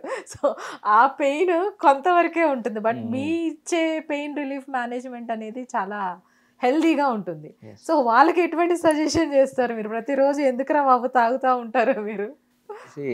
ఆల్కహాలిక్ అడిక్ట్స్కి ఎలా ఉంటుందంటే వాళ్ళకి ఫిజియోలాజికల్ అండ్ సైకలాజికల్ డిపెండెన్స్ వచ్చేస్తుంది. ఈ ఆల్కహాల్ తీసుకుంటేనే మనకి పెయిన్ తగ్గిపోతున్న ఒక పర్సెప్షన్లో ఉంటారు.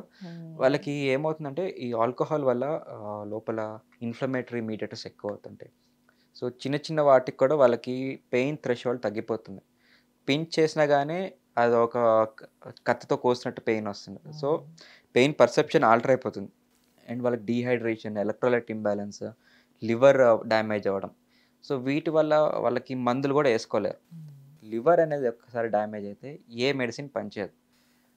మెడిసిన్ యాక్టివేట్ అవ్వాలంటే మనకి లివర్లో ఉన్న ఎంజైమ్స్ కొన్ని సింథసిస్ ఉంటాయి. అవి లివర్ అనేది యాక్టివేట్ చేసి దాన్ని ప్రో డ్రగ్ నుంచి యాక్టివ్ డ్రగ్ ఫామ్ లాగా కన్వర్ట్ చేస్తుంది. సో ఎప్పుడైతే ఈ ఆల్కహాలిక్స్లో మనకి లివర్ డ్యామేజ్ అయిందనుకోండి, మనం తీసుకునే పెయిన్ కిల్లర్స్ కానీ యాంటీ న్యూరోపతిక్స్ కానీ ఎటువంటి లాభం ఉండదు.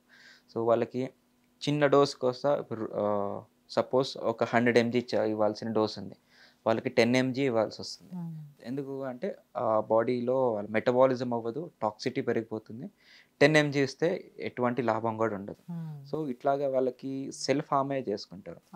వాళ్ళు దానివల్ల లివర్ క్యాన్సర్ వస్తుంది, any top to bottom any cancer, throat cancer, any buckle cavity cancer, tongue cancer, ఇట్లాగా క్యాన్సర్ బారిన చాలా పడుతూ ఉంటారు. సో ఆల్కహాలిక్స్కి ఇన్ఫ్లమేషన్స్ ఎక్కువ ఉంటాయి, హీలింగ్ ప్రాపర్టీ తక్కువ ఉంటుంది, పెయిన్ పర్సెప్షన్ ఎక్కువైపోతుంది, లివర్ డ్యామేజ్ ఉంటుంది.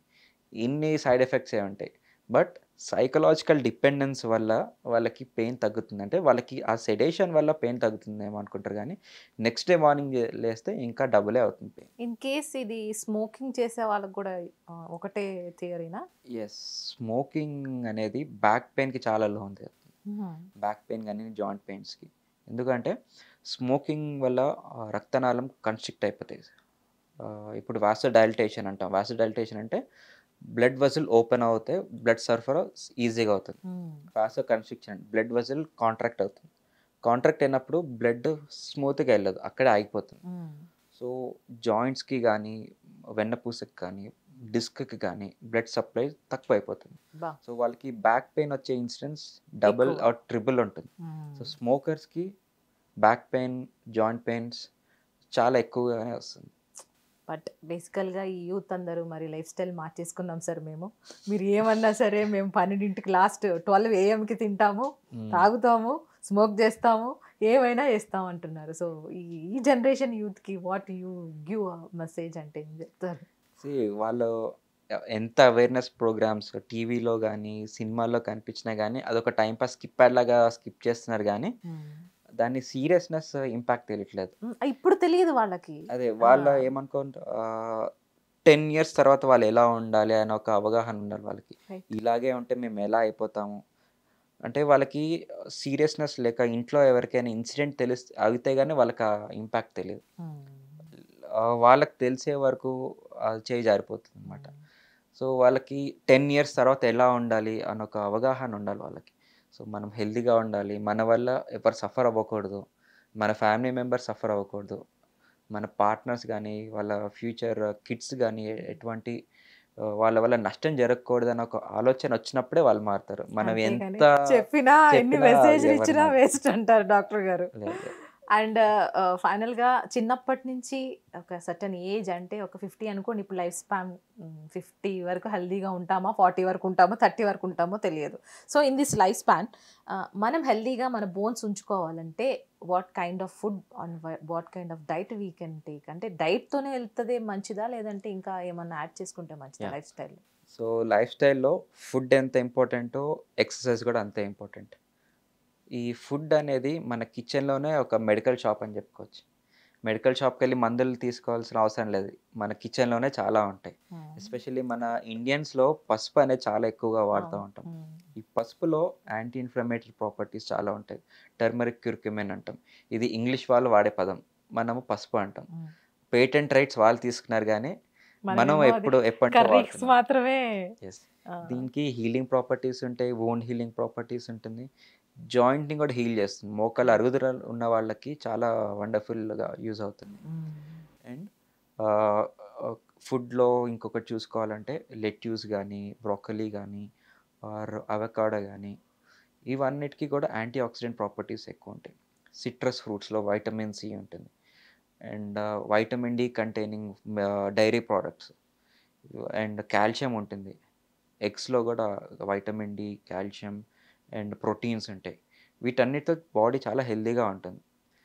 అండ్ ఇప్పుడున్న మన ఫుడ్ వల్ల మనం ఇంకా డ్యామేజ్ చేసుకుంటున్నాం. మనం తినే ఫుడ్ వల్ల ప్రాసెస్డ్ ఫుడ్ తోటి, ప్యాక్డ్ ఫుడ్ తోటి, ఇన్స్టంట్ ఫుడ్ తోటి ఇన్స్టంట్గా తింటున్నాం కానీ లాంగ్ లాస్టింగ్ ఫ్యూచర్లో చాలా ప్రాబ్లమ్స్ కొని తెచ్చుకున్నట్టు అవుతాం. దీనికి మూల కారణం అంటే చేసే ప్రిజర్వేటివ్స్ ఫుడ్ వల్ల బాడీలో చాలా డ్యామేజెస్ అవుతాయి, ఇన్ఫ్లమేషన్స్ బాగా అవుతుంటాయి. సో ఇందాక చెప్పుకున్నట్టు any root cause of disease is inflammation. So ఆ ఇన్ఫ్లమేషన్ ప్రాపర్టీస్ చాలా ఎక్కువ అవుతాయి బాడీలో. సో అందుకే మన పూర్వీకులు అంబలి బాగా వాడేవాళ్ళు. సో గట్ హెల్త్ ఎంత బాగుంటే మన బాడీలో అంత హీలింగ్ కెపాసిటీ పెరుగుతుంది. సో మన బాడీలో మైక్రోబయోమ్ అన్న ఒక గుడ్ బ్యాక్టీరియా ఉంటుంది. ఆ గుడ్ బ్యాక్టీరియా వల్ల ప్రకృతే మనకి ఇచ్చిందని చెప్పుకోవచ్చు. ఎందుకంటే అన్ని ఫుడ్ మనం డైజెస్ట్ చేసుకోలేం. ప్లాంట్ బేస్డ్ కానీ, సెల్యులోస్ బేస్డ్ కానీ అన్నీ మనకి అబ్జార్బ్ అవ్వదు. వైటమిన్ B12 మన దాంట్లో సింథసిస్ అవ్వదు. వైటమిన్ డి కానీ, వైటమిన్ సి కానీ మనకి అబ్జార్ప్షన్ కెపాసిటీ తక్కువ ఉంటుంది. సో ఈ గుడ్ బ్యాక్టీరియా మైక్రోబయోమ్ వల్ల మనకి తీసుకున్న ఫుడ్లో జీర్ణత్వం పెరిగి మనకి బాడీకి వంటి పడేలాగా వైటమిన్స్ అబ్జార్బ్ అయ్యేలాగా మనకి హెల్ప్ చేస్తుంది. ఎప్పుడైతే ఈ ప్రాసెస్డ్ ఫుడ్ కానీ, ఇన్స్టెంట్ మ్యాగీ లాగా తీసుకున్నాం అనుకోండి, ఆ మైదా పిండి అంతా మనకి పేగులకి అతుక్కోవడం జరుగుతుంది. ఎటువంటి అబ్జార్ప్షన్ కానీ ఏమి ఉండదు. సో మనం తినే ఫుడ్ వంటికి పట్టకుండా డైరెక్ట్ బయటకు వచ్చేస్తుంది. సో ఈ హీలింగ్ ఆర్ గట్ హెల్త్ బాగా ఇంప్రూవ్ అవ్వాలంటే ఫర్మెంటెడ్ ఫుడ్స్ తీసుకోవాలి. లైక్ ఫర్ ఇన్స్టెన్స్ పెరుగు తీసుకున్నాను, దాంట్లో లాక్టోబాసిల్లస్ అనే ఒక గుడ్ బ్యాక్టీరియా ఉంటుంది. ఆర్ అంబలి తీసుకున్నారు అనుకోండి, అంబలి కూడా ఫర్మెంటెడ్. ఇప్పుడు అంబలి చేసుకుని నైట్ పెట్టుకుని మార్నింగ్ తీసుకుంటే ఆ ఫర్మెంట్ అయ్యి గుడ్ బ్యాక్టీరియా అనేది గ్రోత్ అవుతుంది. అట్లాగా మనకి వరి ధాన్యాలతోటి చాలా చేసుకుంటాం. ఫాక్స్ మిల్లెట్ అంటాము, కొర్రలు అంటాము. ఇట్లాగా డైలీ ఒక్కొక్కటి దాంతో మనం అంబలి చేసుకుని తాగామనుకోండి, మీకు క్రానిక్ పెయిన్స్ తగ్గుతాయి, మీకు లాంగ్ టర్మ్లో హెల్త్ బెనిఫిట్స్ చాలా ఉంటాయి. లైక్ బీపీ కానీ, షుగర్ కానీ అవన్నీ రాకుండా ఉంటాయి. అండ్ ఇన్ఫ్లమేటరీ థింగ్స్ బాగా కంట్రోల్ అవుతుంది. So as we discuss, root cause is inflammation. దాన్ని ఎక్కువ అవ్వకుండానే స్టార్టింగ్ స్టేజ్లోనే మనం తీసుకుంటాం. అండ్ వైటమిన్ అబ్జార్ప్షన్ B12 కానీ ఆర్ ఫైబర్ కంటైనింగ్ కూడా ఎక్కువ ఉంటుంది ఈ అంబలి వీటిలో. సో వాటిలో మనకి అన్‌వాంటెడ్ ఫుడ్‌ని కూడా బాగా బయటికి మీన్ అన్‌వాంటెడ్ ఫుడ్ కూడా మనకి బయటకొచ్చేస్తుంది. సో ఈ అంబలి కూడా చాలా ఇంపార్టెంట్. అండ్ ఇంకొకటి యూస్‌ఫుల్ థింగ్ అంటే ఓవర్ నైట్ సోక్డ్ ఓట్స్ గానీ, chia seeds with dry fruits and మామూలు జనరల్ మ్యాంగో గానీ, బనానా ఏసుకొని మార్నింగ్ తీసుకున్నామనుకోండి, ఫైబర్ వస్తుంది. ఫర్మెంటెడ్ ఫుడ్ వల్ల గుడ్ బ్యాక్టీరియా వస్తుంది. ఓవరాల్ గట్ హెల్త్ బావుంటుంది. మనకి బాడీలో most of complicated nervous system అంటే గట్‌లోనే ఉంటుంది. బ్రెయిన్ కంటే గట్ బావుంటుందన్నమాట. సో గట్‌లో ఎప్పుడైతే హెల్తీగా ఉందంటో మన ఆలోచనలు కూడా బావుంటాయి. మన థాట్ ప్రాసెస్ కూడా బావుంటుంది. ఎప్పుడైతే మనకి ఇండైజెషన్ గానీ, కొంచెం గ్యాస్ట్రైటిస్ లాగా వచ్చిందనుకోండి, మన మూడ్ కూడా అంత పాడైపోతుంది. సో అంత రిలేషన్ ఉంటుంది. సో ఓవరాల్ బాడీ హోమియోస్టాసిస్‌కి గానీ, మనకి హీలింగ్ కెపాసిటీ బావుండాలి. క్రానిక్ డిసీజెస్‌కి ప్రివెంట్ చేసుకోవాలి. క్రానిక్ ఇన్‌ఫ్లమేషన్, జాయింట్ పెయిన్స్ గానీ, బ్యాక్ పెయిన్ ప్రివెంట్ చేసుకోవాలంటే good gut health is important. So gut బావుంటే మనం బావుంటాం. సో ఇలాగ మనం కిచెన్‌లోంచి ఇలాగ చేసుకోవచ్చు. ధీరజ్ గారు, దట్ వాస్ ఆసమ్ అండి. ఫైనల్‌గా మీరు డైలీ యాపిల్ తింటారా? That's a good question. డాక్టర్స్‌కి అంత టైం ఉండదు కదండీ. సో ఫైనల్‌గా ఇంత హెక్టిక్ స్కెడ్యూల్స్ అంతా చూస్తూ ఉంటారు కదా, మీరు హ్యాపీగా లైఫ్‌ని ఎంజాయ్ చేయాలి, కొద్దిగా అక్కడి నుంచి మోటివేట్ అవ్వాలంటే ఏం చేస్తూ ఉంటారు? మళ్ళీ సిన్సియర్‌గా పేషెంట్స్ దగ్గరికి రావాలి. What you do? సరే, చీట్ డే లాగా ఒక అట్లీస్ట్ సండే అనేది ఫ్యామిలీ టైం పెట్టుకుంటే అట్లీస్ట్ ఇంట్లో వాళ్ళు హ్యాపీగా ఉంటారు, వాళ్ళు హ్యాపీగా ఉంటే మనం కూడా హ్యాపీగా ఉంటాం. సో దట్ ఈస్ మై మంత్ర. అంతే, Sunday Sunday is my family day. Dheeraj గారు, దట్ వాస్ ఆసమ్ అండి, for your beautiful messages and words. And thank you so much for beautiful time also. మళ్ళీ కలుసుకునే ప్రయత్నం చేస్తాం. I had a great time. Yeah, thank you.